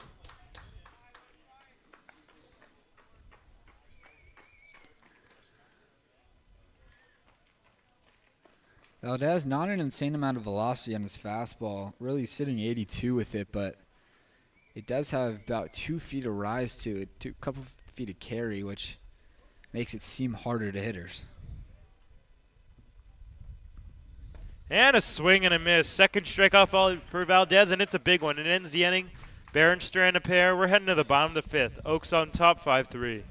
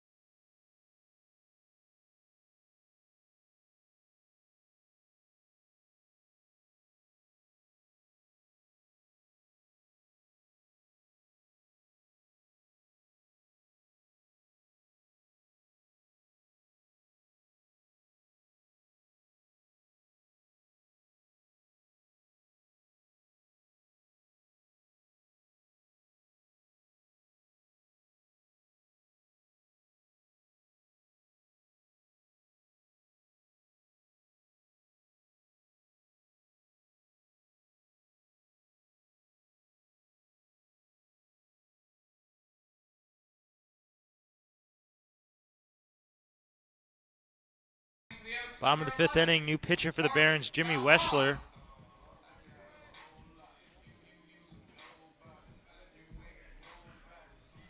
Southpaw. Hey, good job today, bro. Yeah, you're like 87, 88, like 86, 87 last couple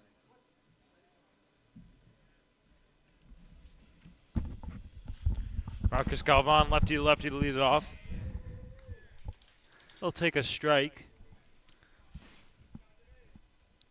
Not sure if that's a fastball. I'll have to see more pitches from Welsher, but only 77 miles an hour. Popped up shallow. Shortstop Rodriguez going back. Freeman coming in from center, but at the second baseman, Lena, will make the catch over the shoulder for out number 1. One with Lena's hat coming off on that play, we get a chance to see that luscious flow of Dylan Lena.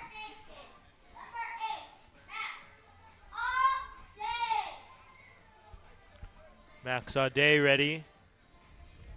Had one of the more interesting at-bats I've ever seen back in the 3rd inning. It was a weird strike 3 call from the home plate umpire.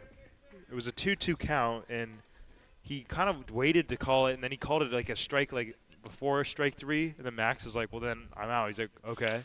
As he lines this one to right field, and that's going to get down for a base hit. Good job by Max to kind of let that anger from that last at bat out on that baseball.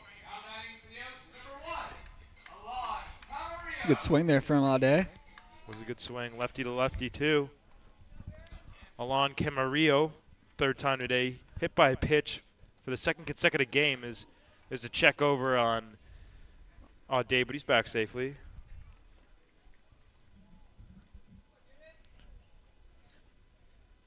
Camarillo collected his first hit as an Oak against these Barons this past week in Compton.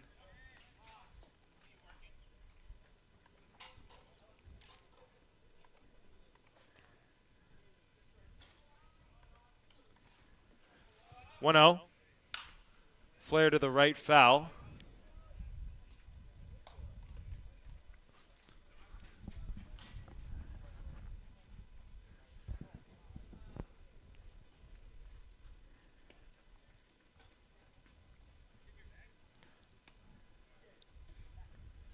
Just a toss over there, but Audet back safely.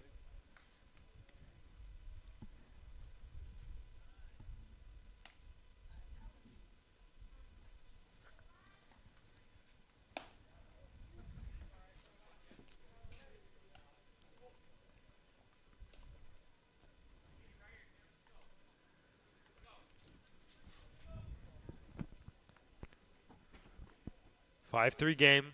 Audet on first. The 2-1. Up the middle. That's down for a hit into the right center field gap. Audet's going to go first to third as Camarillo heading for second. The throw is cut off, and that is going to be a double. Hustle double, Alon Camarillo.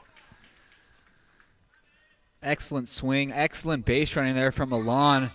Looking like it was going to be a single, and he took a hard turnaround second. Probably was expecting the throw to go to third, but even seeing the ball right in front of him, Camarillo heads for second, and had that ball not been cut off by Lino, it would have been much closer at second, but Lina cutting off that ball allowed Camarillo to easily get in there safely. Top of the order, Austin Carrillo. And the Barons bring the infield in. As we mentioned in the last at bat, Carrillo halfway to the cycle. Still has got some work to do. Looking for that home run in the single.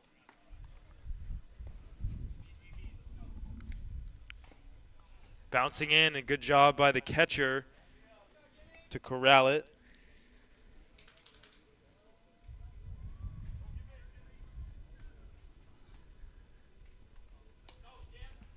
Infield in, the 2-0. Softly grounded to the left side. Rodriguez will just throw to first from the ground. Coming in the back door is Max Audet. The Oaks double the lead now, 6-3.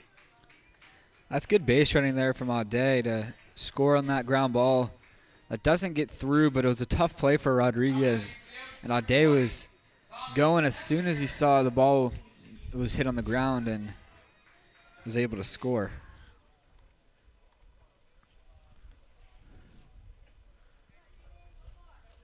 Tommy Kenlinger with a runner on second. Tommy 1 for 3 on the day, tripled in the second as Weschler spins off the mound and takes a look back at Camarillo.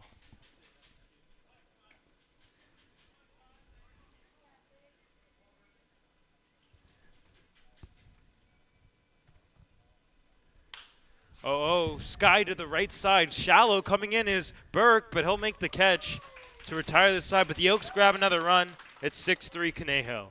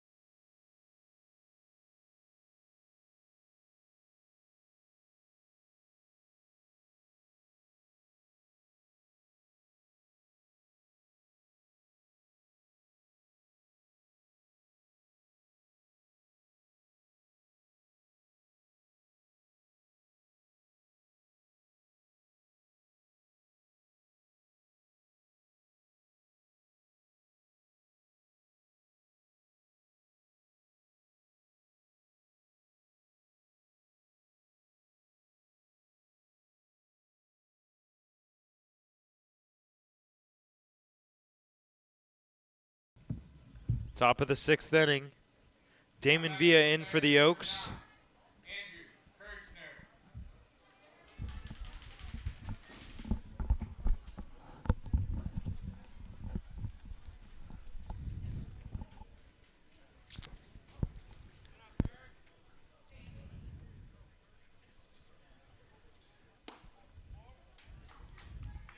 First pitch from Villa on the corner for a strike. Villa's gone 2 scoreless innings with 2 hits and a strikeout for the Oaks.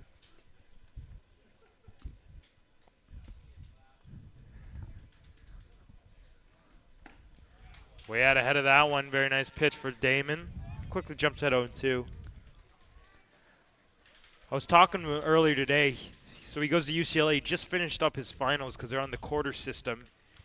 He's had a crazy schedule in the last 48 hours. I'll tell you after this pitch. 0-2. Softly popped up to the left side. Incoming Beltowski, and it's going to fall in front of him. That's actually Lucas Danielewicz into the game. So a leadoff double. Unlucky for Villa to start things. Just another softly hit ball.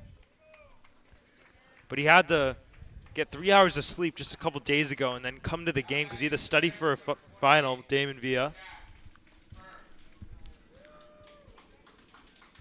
And then come to the game. So then today he woke up at 11:57, he said. Slept 12 hours, trying to catch up on that. Just another typical struggles with the quarter system.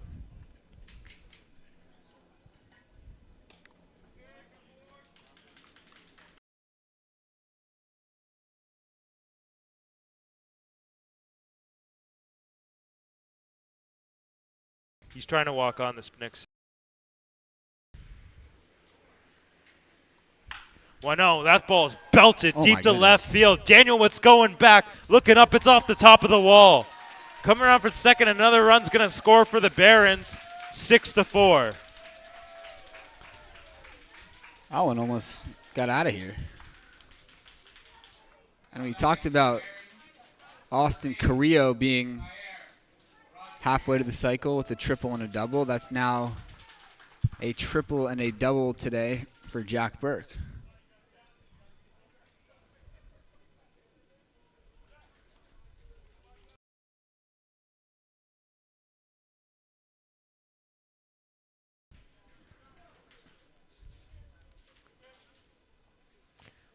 So Burke trades place with Kirchner at second.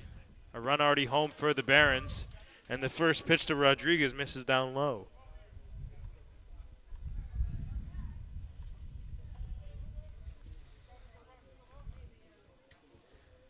Villa pitched at Moore Park before transferring to UCLA. Actually, his freshman year, he's at UC Santa Barbara, but he had a dual contract where he was able to play JUCO while being a student at UCSB.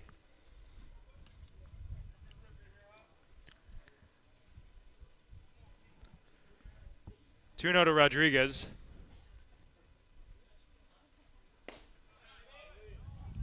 And their first strike.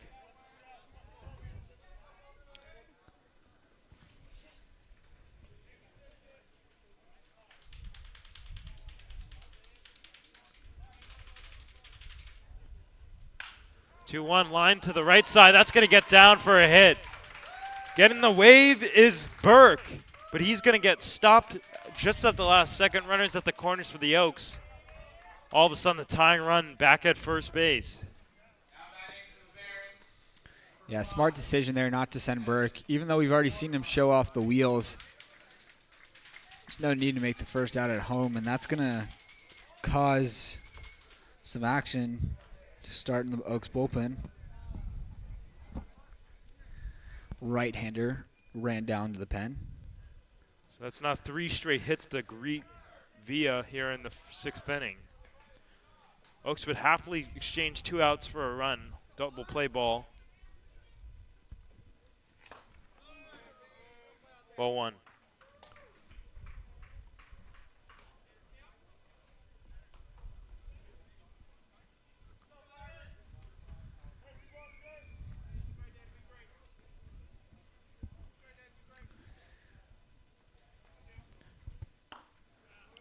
Conejo catches the corner. Nice pitch.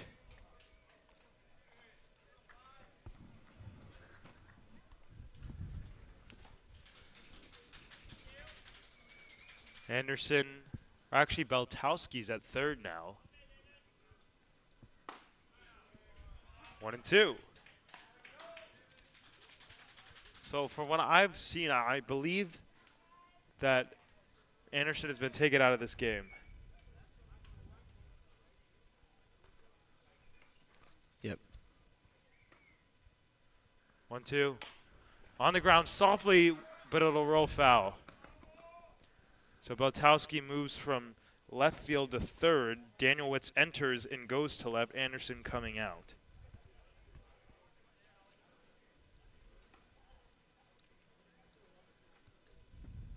So I presume Daniel Witz would take on the spot of Anderson in the lineup, as Beltowski will just stay in the same place. We'll just swap positions.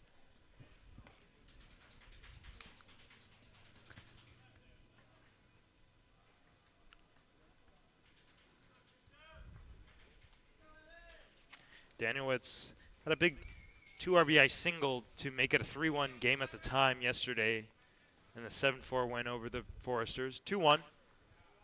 Or 1-2, excuse me, but it's chopped foul again into the Barons dugout. That's now the 6th ball that has found its way home there.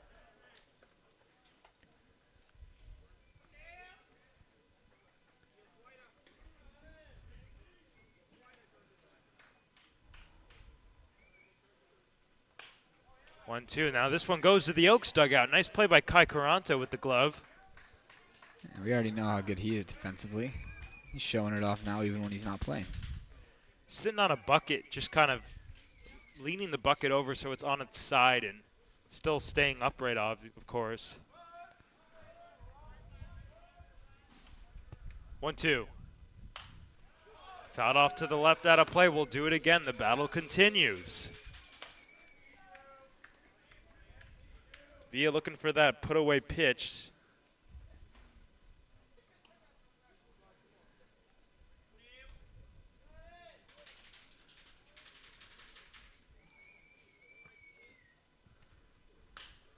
Softly popped up to the left side, and this will find fair ground. Daniel Witz gets it, but another run scores. They'll play station to station as from third Burke comes in. It is now 6-5. Just really disappointing for the Oaks. Soft contact and not finding any gloves.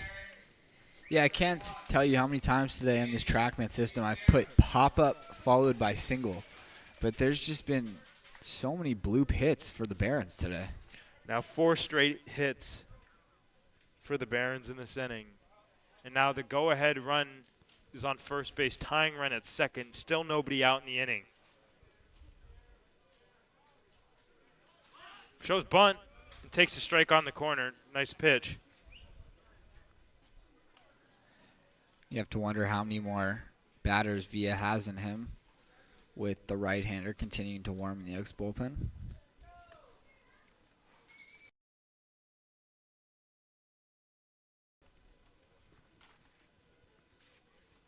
Oh, 1 shows bunt again, but takes down low.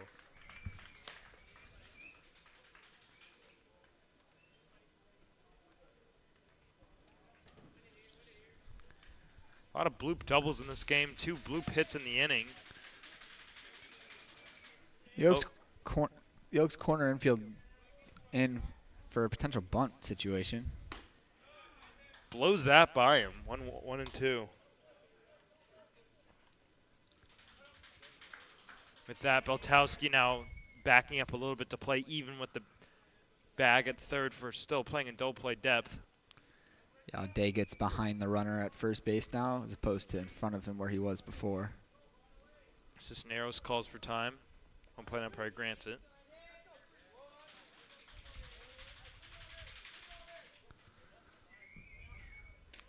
Oaks in desperate need of a double play. Just looking for a little 6-4-3. On the ground to third, though. Beltowski will step in the back for 1. Fire to second. Not in time.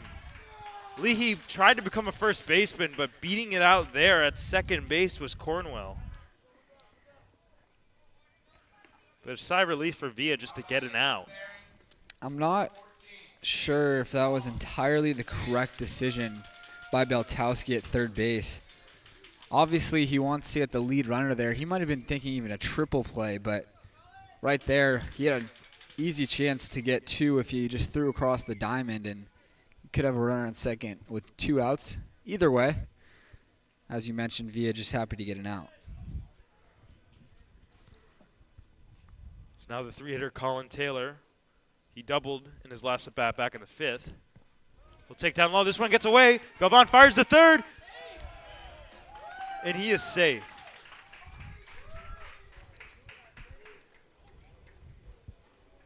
Good base running there. That ball barely kicked away from Galvan, but they saw a downward angle and Got a good secondary even before it kind of skirted off. Saw that yesterday, Kai Caranto. Now the Oaks will bring the infield in.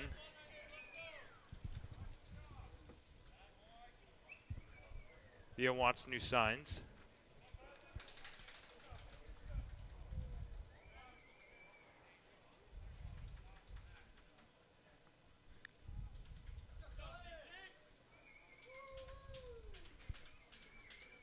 The 1-0.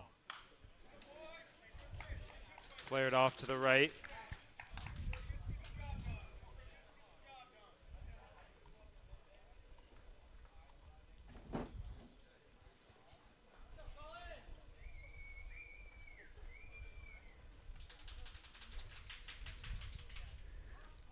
doesn't need to throw a strike here to Taylor at all this at bat, so can live on the corners.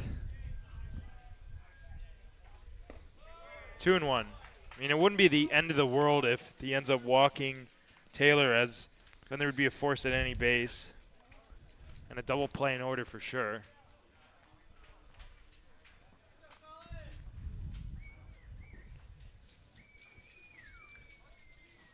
Andrew Pyle waits on deck. 3-1.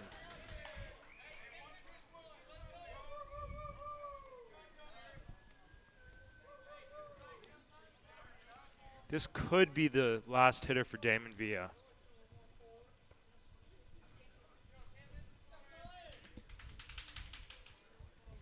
Big hitters count. The 3-1 pitch. Chopped third base way, but foul. Let's see what Villa decides to do here. He can go with the fastball, which he has the last couple pitches, but 3-2 count. Walk isn't the worst thing. I'd probably go with a breaking ball here. Just try to make your pitchers pitch, but just don't miss in the zone. Payoff. Popped up a mile high, but that's going to find foul ground. Or actually, it does not. Well, it does find foul ground, but Galvan makes pretty much an identical catch he did last inning for out number 2. That ball was ticketed for the stands, but the backspin just brought it back. Yeah, there was a second there I thought I was going to make that play. Yeah, you see it was like right over us, but then the backspin you could see works in the Oaks' favor huge. And now all of a sudden 1 out away, 1 pitch away from getting out of this with the lead. Definitely wanting to add on in the next inning. But now Pyle, Andrew Pyle, 2 for 3 on the afternoon. He had an RBI single back in the 5th. First pitch, Bender in their first strike from Villa.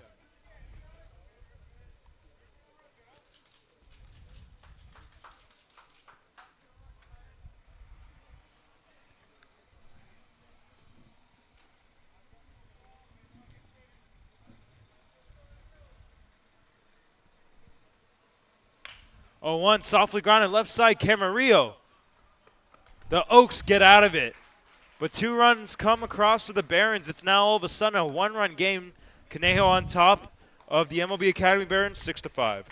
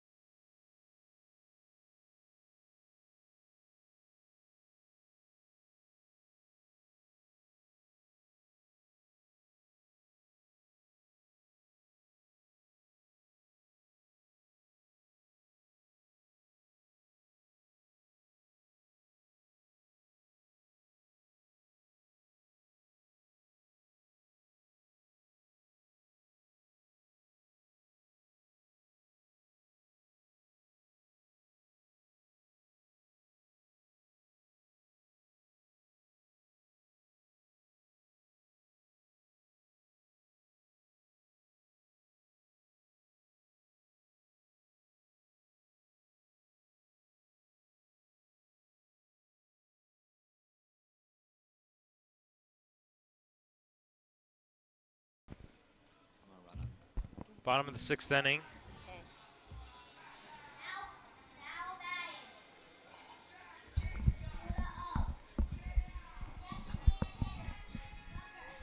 Jack Rubin going to lead it off. Or Justin Rubin, excuse me.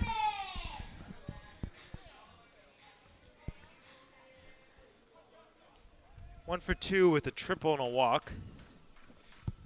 Pitcher Weschler back out there to continue his work. Oaks, kind of the momentum has shifted back in the direction of the Barons, which early on in this game it seemed like this was going to be all Oaks, but the Barons have clawed back. The Oaks did get one in the past inning in the 5th, but you definitely sense that momentum change as it's just a one-run game. Loopy breaking ball in there for a strike. Only 64 miles an hour on that pitch.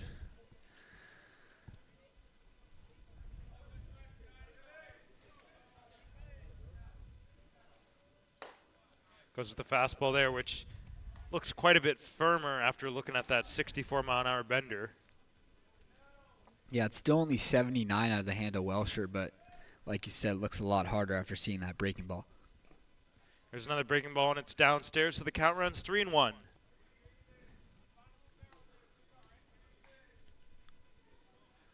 I got 2-2. Oh. All apologies. Scoreboard mistake up there. Had 2-1 prior to that pitch. 2-2, roped on the line, but just foul.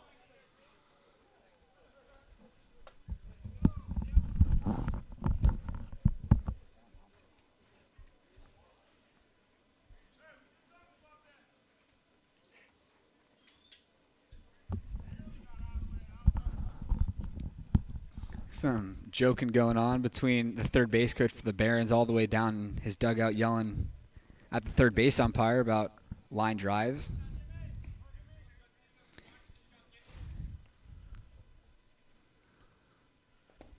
Downstairs, full count.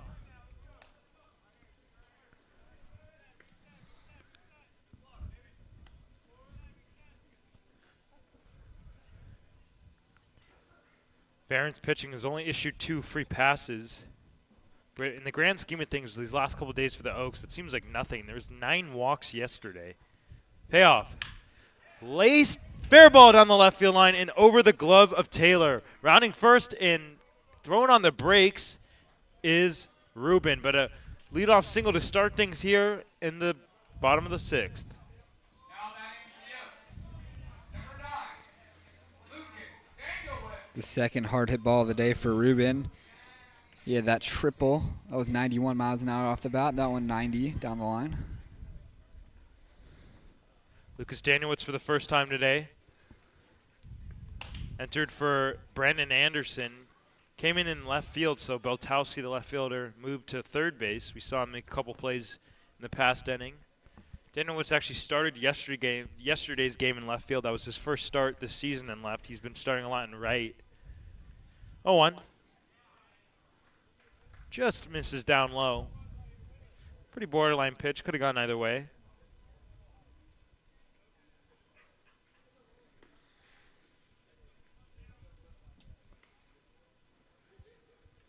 Check over at first on Rubin, but he's back standing.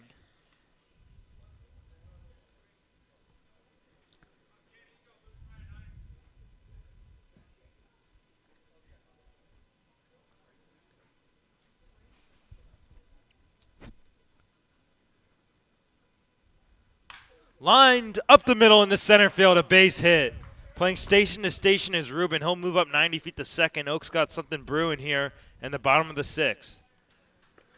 I'm not sure if it was the pitcher or the catcher there, but someone let out an oh my God as that line drive went straight for Jimmy Welsher, who ducks out of the way, luckily. So Beltowski 3 for 3, looking for a 4-hit game. I believe the first 4-hit game for an Oak this summer, if he does get a hit. Sounds right. There's that loopy ball in there for a strike.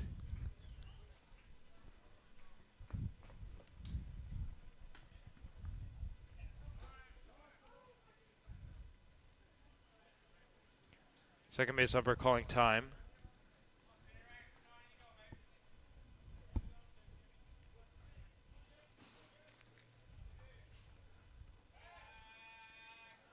As Welsher spins off the mound and takes just a look back at Ruben.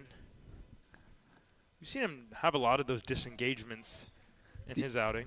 So I have been wondering what the CCL rules are for disengagements. I thought maybe there aren't any, but it did look like the umpires, after that step off from Welsher, pointed at each other, showing off that there was one disengagement. So I wonder if it's the same rules as traditional college ball.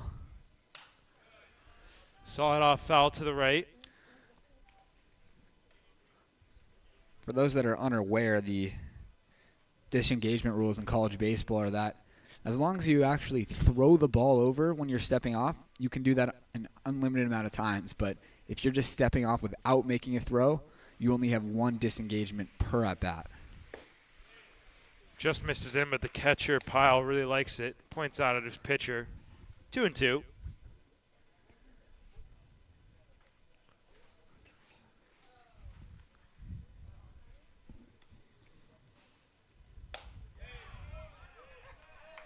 Good take. Actually, that is the two. That was the 1-2 pitch. Now the count runs 2-2. Ruben at second, Danielwitz at first. 6-5 Oaks and looking for more.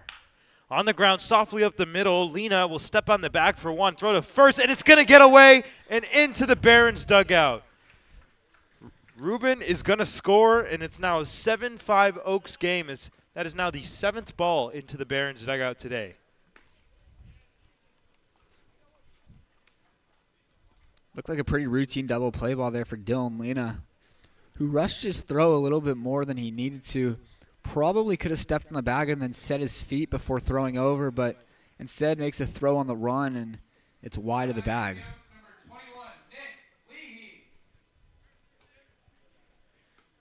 Nick Leahy still looking for his first hit of the summer. First game this summer for the Oaks.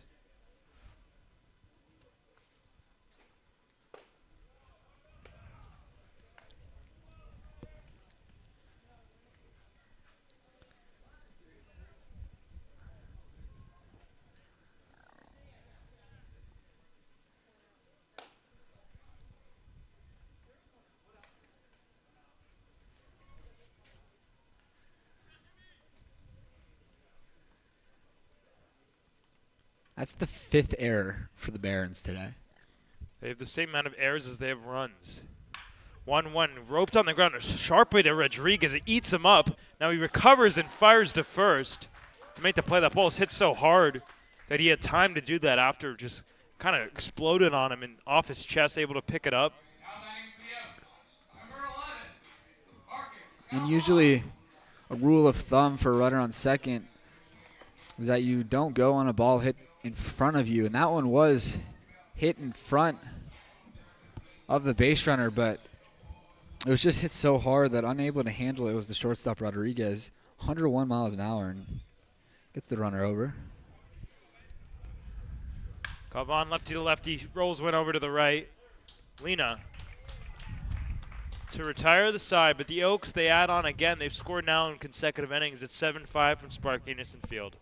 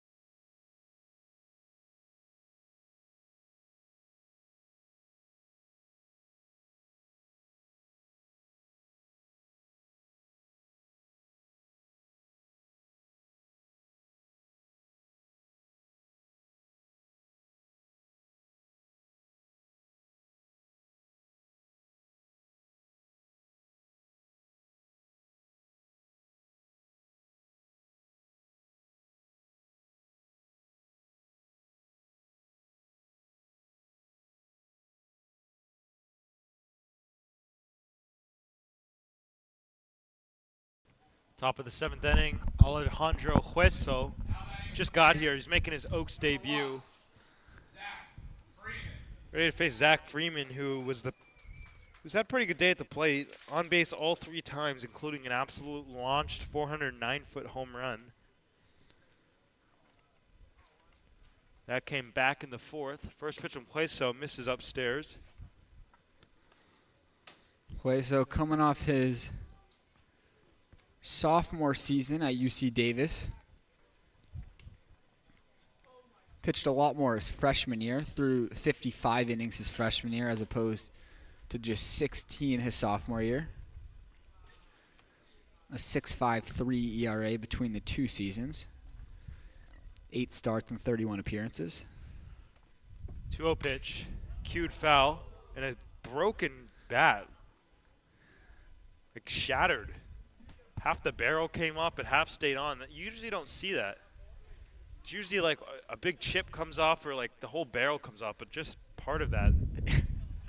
Max Audet comes down from first base to toss over a piece of the bat.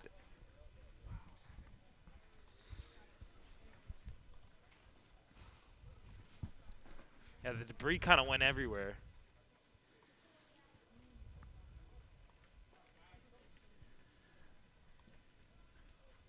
Two-one, and Freeman loops one up the middle of the center field. Carrillo full board, and he's not going to get there.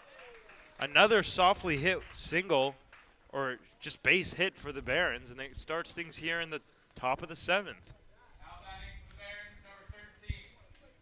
21 hits in this ball game between the 2 teams, and nearly half of them have been of the softly hit variety.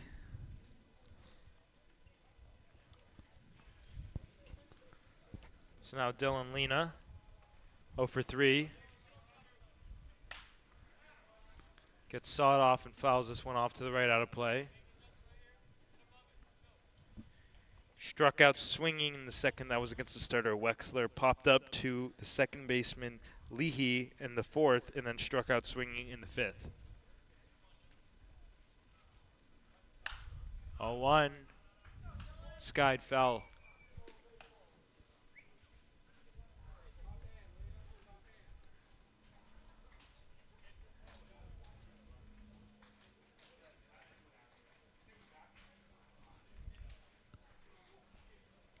Yo-2. Softly hit back to the mound. Hueso is going to go to first. Made the safe play. Retires Lena, but moving up to second base is Freeman. Let's see if Hueso can put up a 0 right now for the Oaks. The Barons have put up 2, 1, and then 2, respectively, in each of the last 3 innings. An Oaks bullpen that has done a really nice job lately of quieting offenses. They struggled a bit in this one.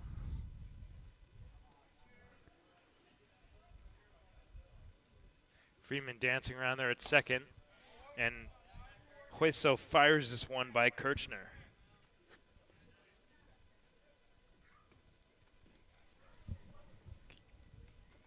Kirchner 1 for 3 on the day, doubled most recently back in the 4th. Nicely paced fastball on the outside edge.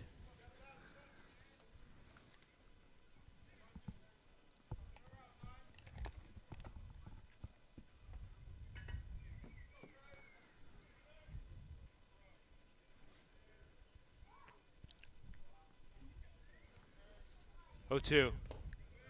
Downstairs, nice job by Galvan. Blocked that ball.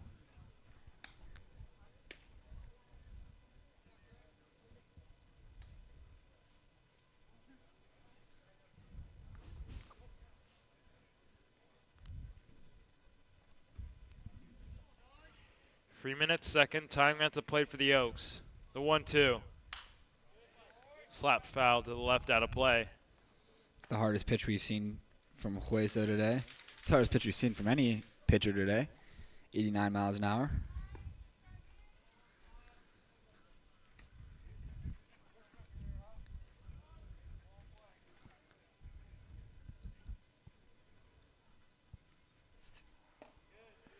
Downstairs, and the count moves even, 2-2.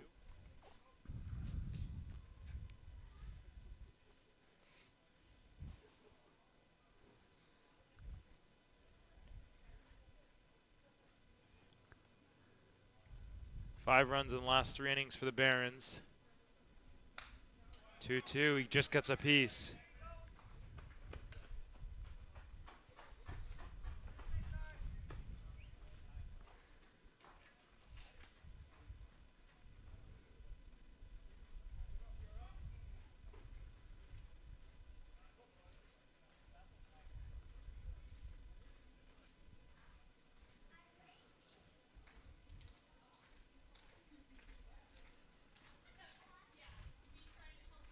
And a swing and a miss. He strikes him out. Hueso gets his first strikeout of the summer, and it's a big one.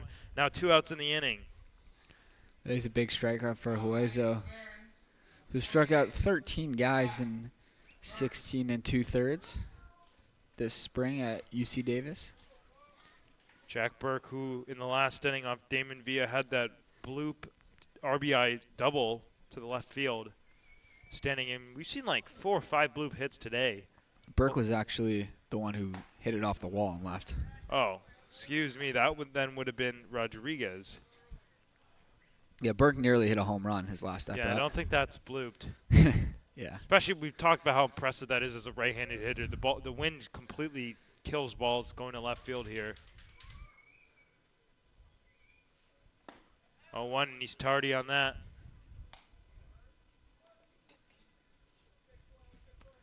Looking to strand a runner at second base and kind of break up this scoring spree for the Barons. Three consecutive innings with the score, as Josh mentioned. The 0-2. And a swing and a miss. He blows a fastball by him. 2 strikeouts in the inning, and they strand another runner at second. We're heading to the bottom of the 7th inning. Oaks are coming up.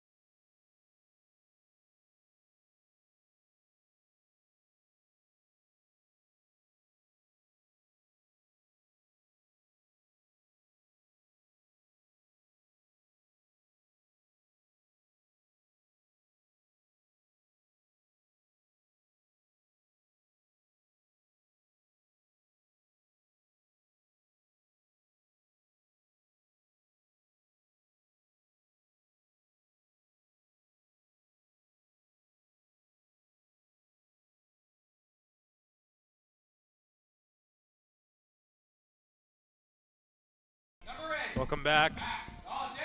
It's getting late here. Oaks on top 7-5. Bottom of the 7th inning. Max Audet here to lead off. New pitcher in for the Barons.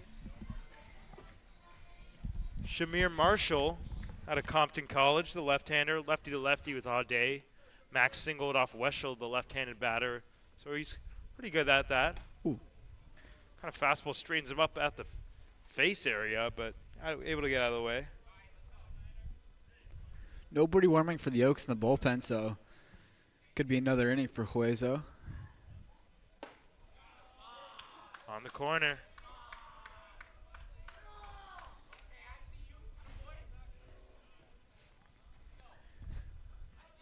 Definitely a different look for the Oaks. Westschuld not throwing too hard and definitely more firmer fastballs. Check down at third. Did he go? No.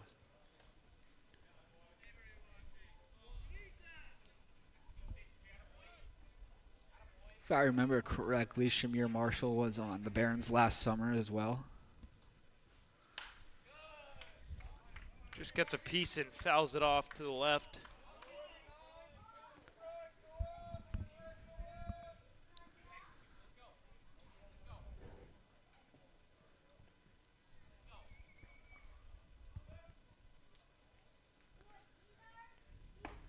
And a swing and a miss. He's behind that. Third time he's down by way of the K. One out in the seventh. Out batting for the Oaks. Number 8. Start. Number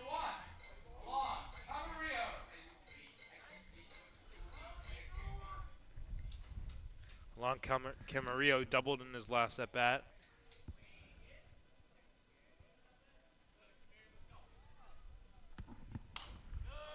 Late on that one, fouls it off to the right, nodding his head, says he thinks he's got it.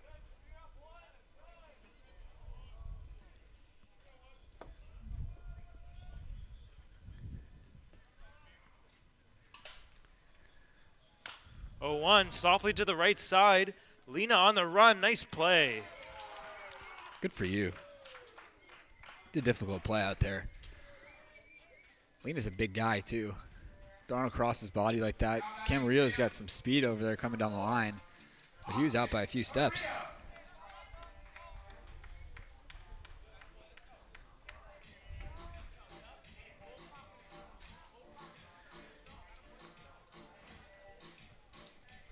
Austin Carrillo, 2 for 4 in the day, triple and a double in the first 2 innings of the game. Since then, he's lined out to the shortstop in the 3rd and grounded out again to the shortstop Rodriguez in the 5th. Outfield straight away from all 3 standpoints. Behind on the fastballs, Carrillo.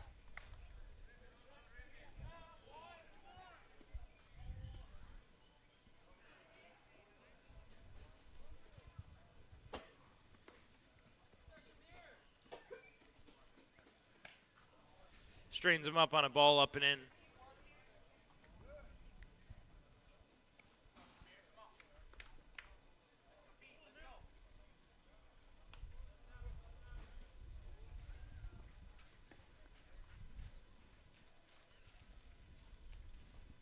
Two 2-1 Austin. Ooh. Spikes that one. Signals my bad. Pats his chest to the catcher Pyle. Thought that got a good chuck in the umpire, but I guess the catcher Pyle must have gotten a glove on it last second.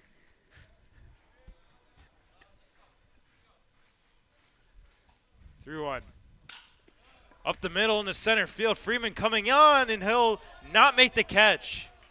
That is going to be a base hit for Austin Carrillo.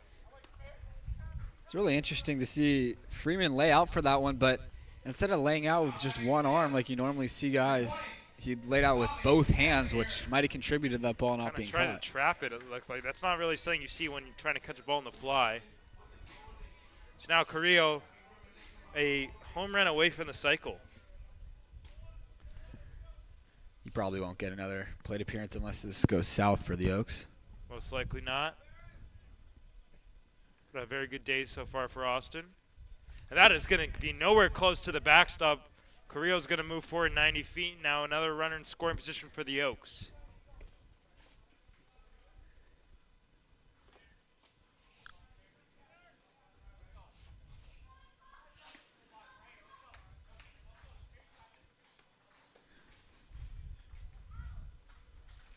Kenlinger softly to the right side, but a nice diving jab To retire the side is Lena. We've played 7, folks. We're heading to the top of the 8th from Spark Anderson Field.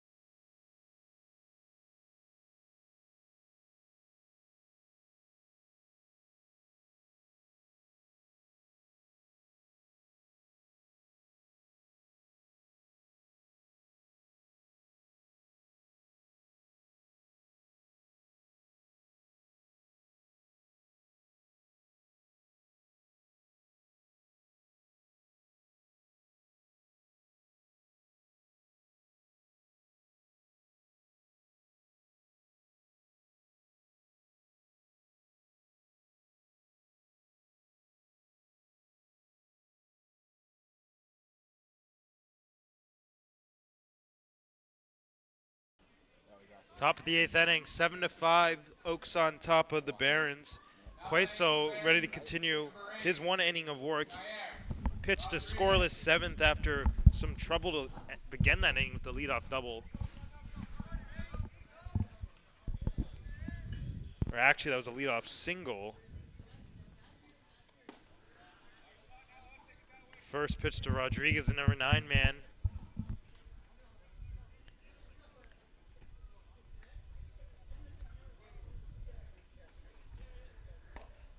Out ahead of that.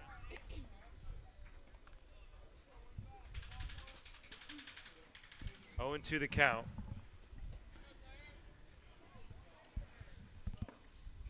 Just downstairs.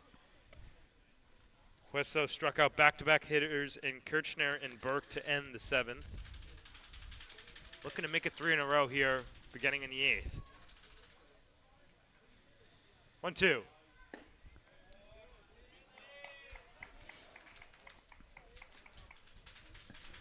I'm going to guess and say that Hueso has 4 batters to face this inning. Right now, the Oaks have a left-hander up in the pen.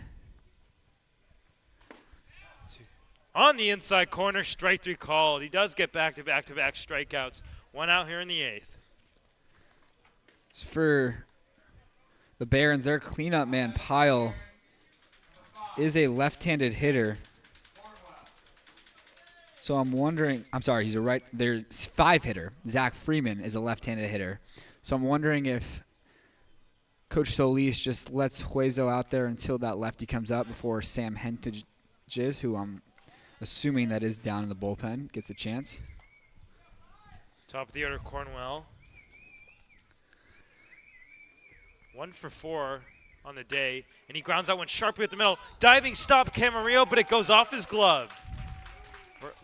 Wide turnaround first for Cornwell, but second base hit for him. Now runner on with 1 out here in the 8th.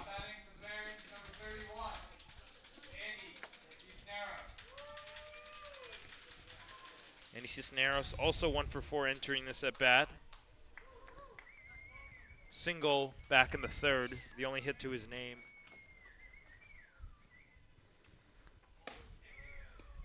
Strike 1 at the top of the zone.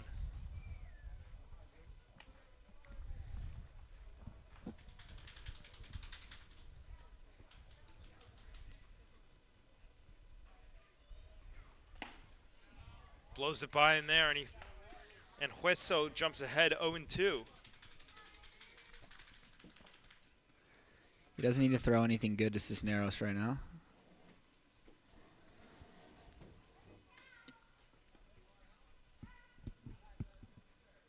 Oh, 2. Good morning, good afternoon, good night. A heater way by him right there.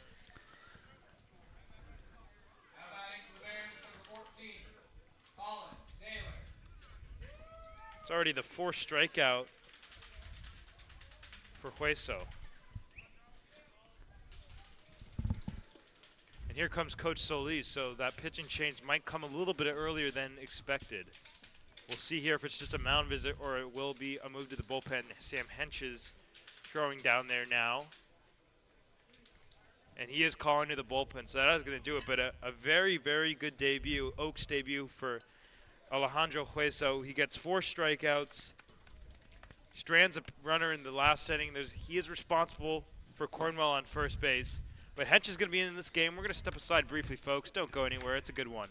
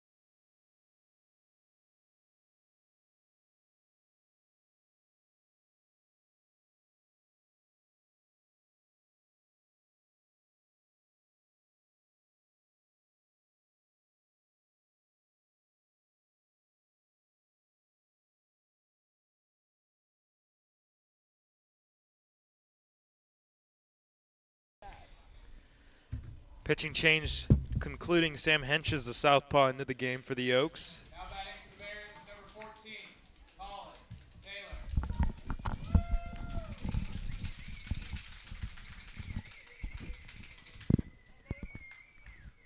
Colin Taylor. Colin Taylor, 1 for 4 on his day, doubled back in the 5th. Hueso responsible for Cornwell at first.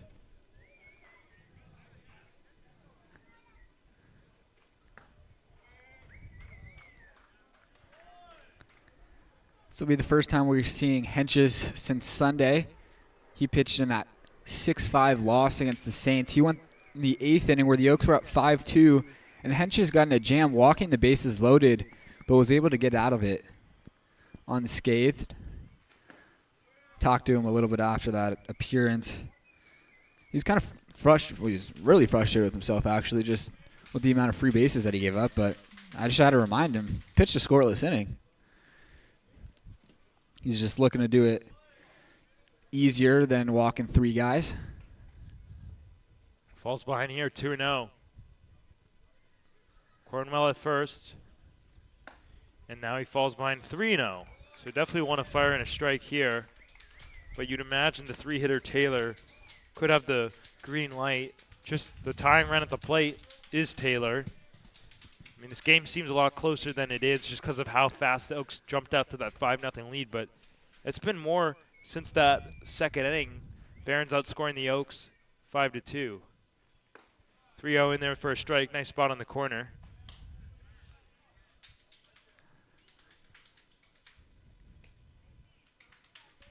And she's got some pretty good velocity, 89 to 91 on these 4 pitches so far.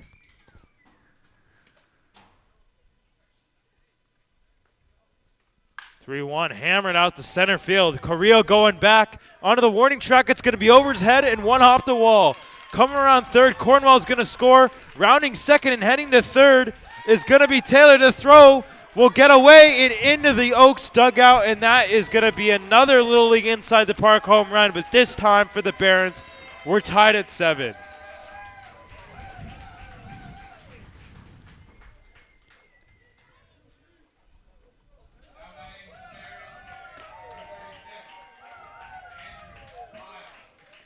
Yeah, Carrillo just rushed to get that one in. They were lined up to come home, but the throw should have gone to third anyway, and because it was just a wild play out there, Camarillo just rushed it over to third base and threw it into the dugout.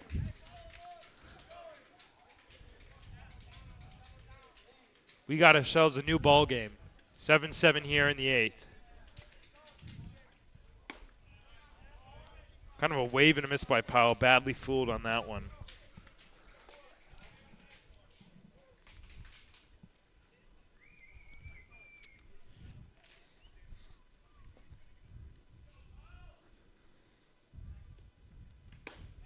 On the corner, 0-2.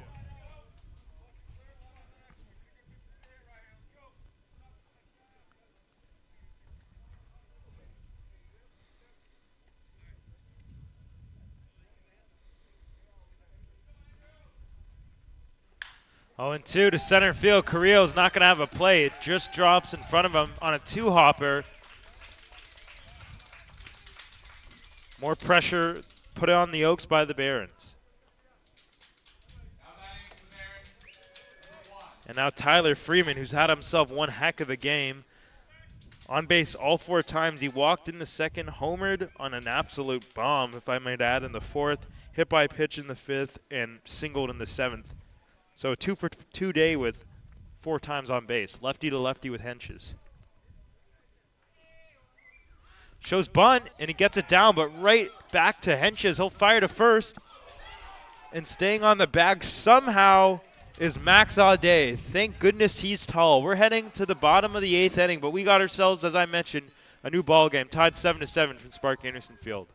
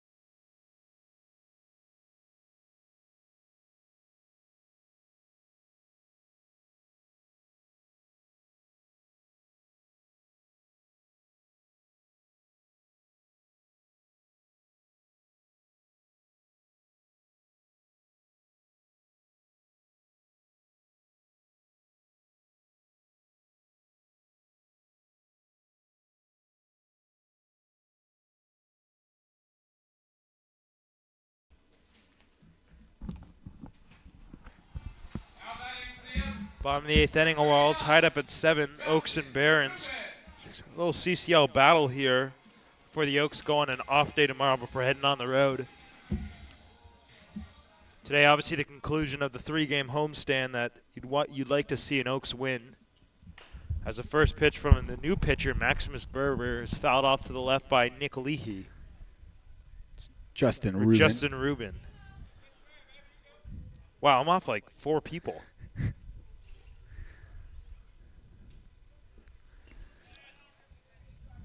Rubin's had a great start to his Oaks career, making his debut yesterday. 1 for 1 with a few walks. And then today is a triple and a single. 2-1, kind of yanked the fastball there. Well, during warm-ups, we saw Berber yank a good couple of those pitches. Maybe the Oaks paying special attention to that. 2-1. Misses outside with the slider that time. Just need a base runner, get something started, and hopefully have the lead going into the 9th to close things out. 3-run, 3-1 to Justin Rubin. And that's ball 4. Leadoff walk for the Oaks.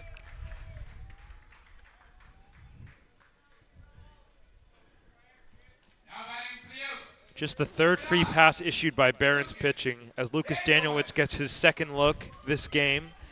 Replaced Brandon Anderson. 1 batter? Wow. It is head coach Kenny Landreau. He's talking to the umpire now. Is he hurt? He might be hurt. Pointing at the shoulder a little bit. Yeah, he's just showing that shoulder signal that he might be a little injured. We'll see here. Here comes the greatest trainer in the CCL, I'm assuming. Looked like they were asking for Yosh. Yeah, here he comes, jogging out. The legend. Yeah, Berber was shaking his arm a little bit.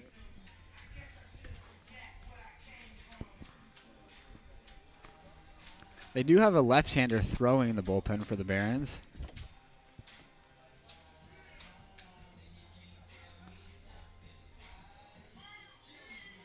Pretty quick evaluation. Looks like he's going to stay in this game.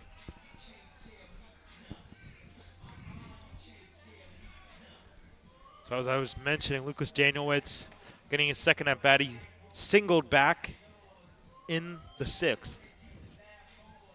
Swinging a bit of a hot bat has been Lucas.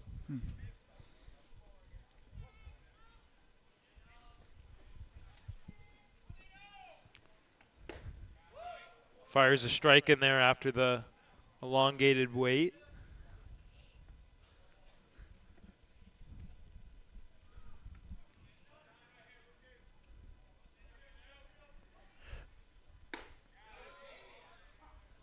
Catches the corner, I guess. We just looked at our track man. That was about 3 baseballs off at a minimum. 0-2. Flare down the right field line. Great job by Danielewicz just staying alive.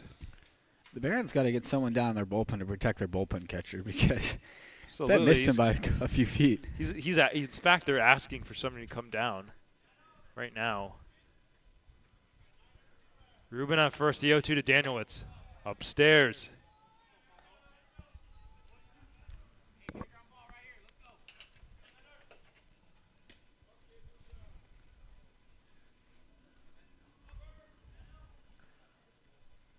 Tie game here in the bottom of the 8th. Hook to third, and it's going to get by Taylor at third. Rounding second, heading to third is Rubin. Danielewicz is on his way to second. And another error, it seems to be, for the Barons. That is going to go down as their 6th. We'll see what the official scoring is, but I have a hard time believing that would be given a base hit. Yeah, technically it didn't hit the glove, but I agree. That's a double play ball there. And just lifting up the glove a little bit too quickly was the third baseman, which allowed it to get by. If that stands, then 6 errors in the game is now the Barons are going to bring their infield in. Rubin at third, Danielewicz at second. Beltowski takes away. The infield in. Beltowski's going to look for something up in the zone that he can drive. Swings and fouls that one into Pyle's mitt. It just makes it all these more frustrating for the Oaks. 6 errors and they're not winning. Bouncing in, but a great job by Pyle to keep that one in front of him. Another catcher run save. You know, you're 100% right, Max. The Oaks have 11 runs, and the Barons have 6 errors. There's 7 runs, 11 hits. I'm sorry, that's what I meant. 11 hits. 11 hits and 6 errors for the Barons, yet it's still a tie ball game. Outside. 3-1 to Tanner Beltowski. 3 hits in this one, but all at-bats have been productive. He picked up an RBI in his last. 3-1. In there for a strike. Berber didn't want to throw a 3-1 fastball to Beltowski.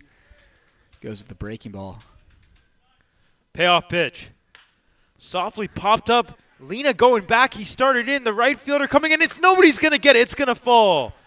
The Oaks have the lead. It's 8-7 as in the back door, Ruben will score. That's very unfortunate for the Barons, who, if the infield was playing back, it's an easy play right to Dylan Lena, but with the infield in, just no man's land out there on the right side, and the Oaks have a chance to tack on a couple more. There's been a lot of those weak hits today, but most of them falling for the Barons. It seems like only the first one or the first few that have gone the Oaks' way, as there's already a quick check on Beltowski at first. Nick Leahy getting his 5th look today. Still looking for that first knock.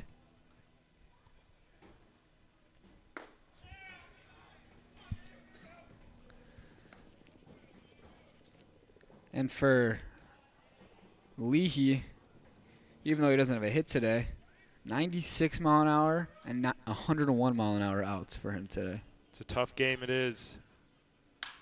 Hooked down the left field line. Cisneros is not going to get there. He'll play it on a hop. Coming home and from third is Danielitz. He'll score. Moving first to third is Beltowski. RBI single for Nick Leahy. There's your first hit on cue. 92. So 3 balls hit 92 plus.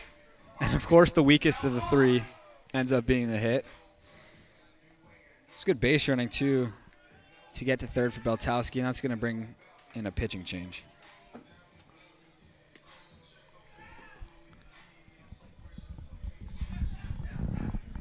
We're just going to step aside, folks, as there's a pitching change here, 9-7 Oaks.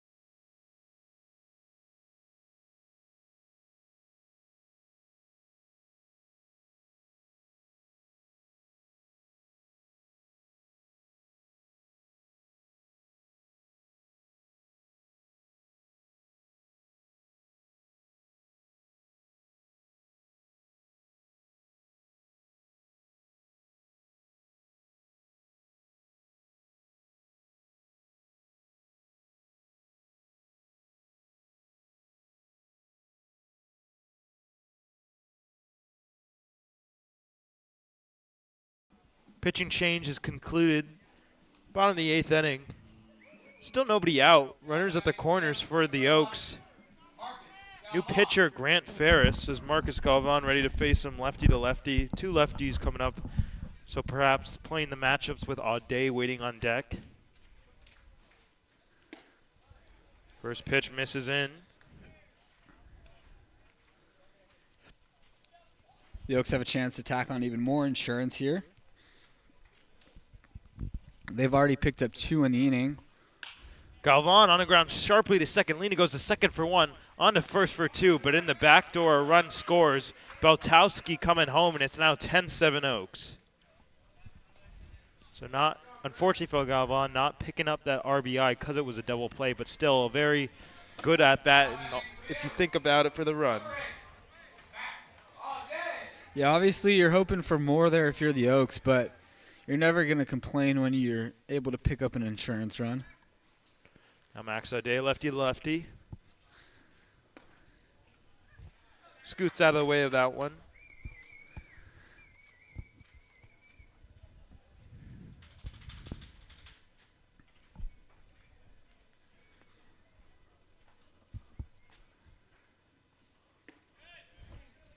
Down low, 2-0.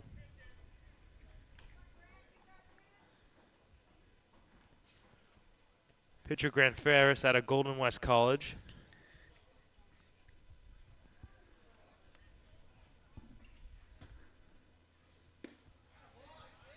Out the knees for a strike, 2-1.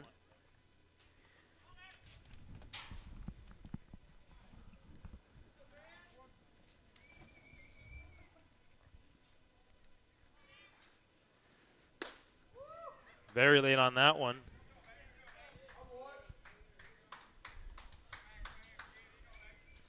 Audet 1 for 4, but he has struck out 3 times, so trying to avoid the golden sombrero.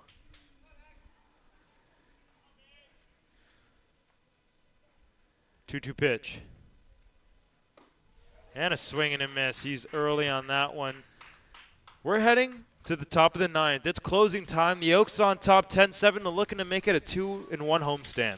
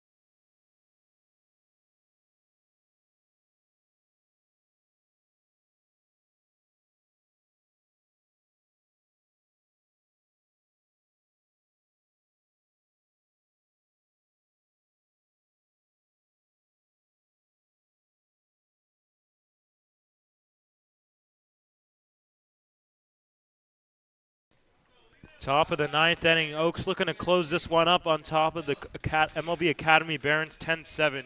Sam Hench is back out there trying to finish things off here for Conejo.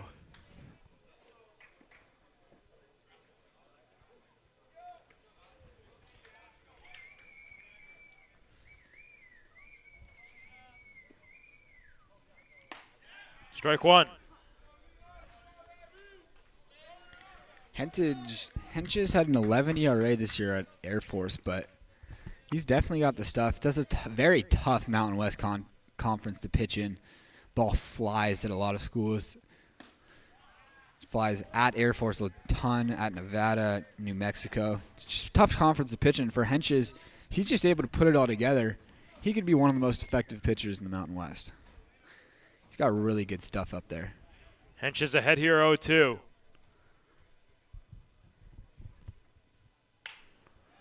On the ground foul inside the Oaks dugout at third. Some pitchers for the Oaks showing off the athleticism, jumping out of the way of that foul ball. Luke Wexler with some sunflower seeds in his hand. We're doing a nice, kind of jumped over the ball. We'll do it again 0-2. And a swing and a miss, but held on into the catcher's mitt by Marcus Galvan. 1 out in the 9th. Now batting for the Barons, number 9, Andrew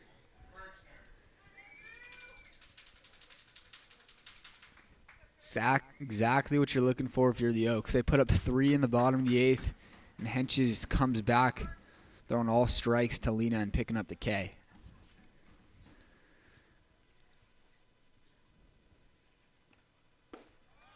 Absolute sword right there.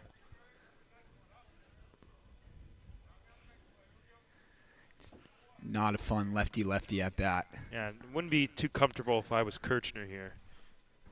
He's got arms tied around the fastball, and then he has that slider he just displayed. There it is again. You see him get backed up there, just starts on the inside of the part of the plate. He thinks it's inside, and then goes on the outside corner. Now it's incredible.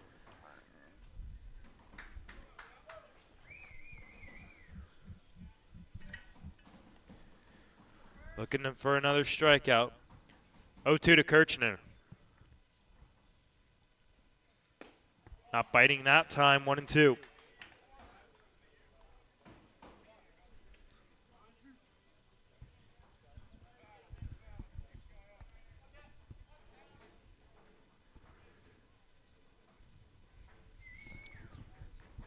One-two pitch. Fouled straight back. It's a really good piece of hitting there from Kirchner. Just getting a piece of that one to stay alive. Great location on the fastball from Henches. 91 upstairs above the zone and able to get his hands to it and foul it back is Kirchner.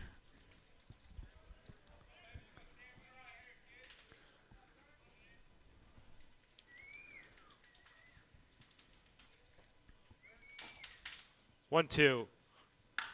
Softly hit to center. Camarillo going back, and he'll make the catch. 2 outs in the 9th.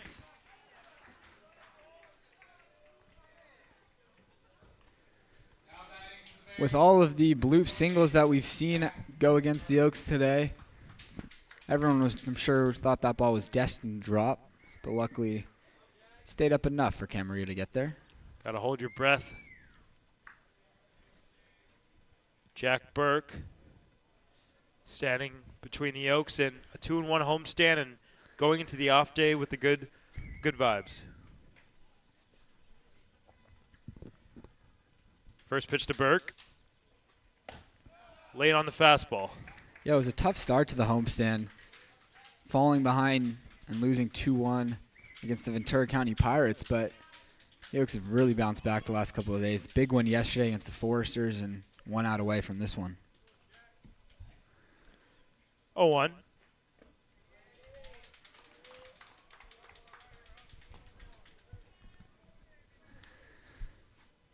Because he entered in the 8th inning with the game tied, Henches will not pick up a save in this one. He'd be getting the win should he record this last out. Sword again. 1-2.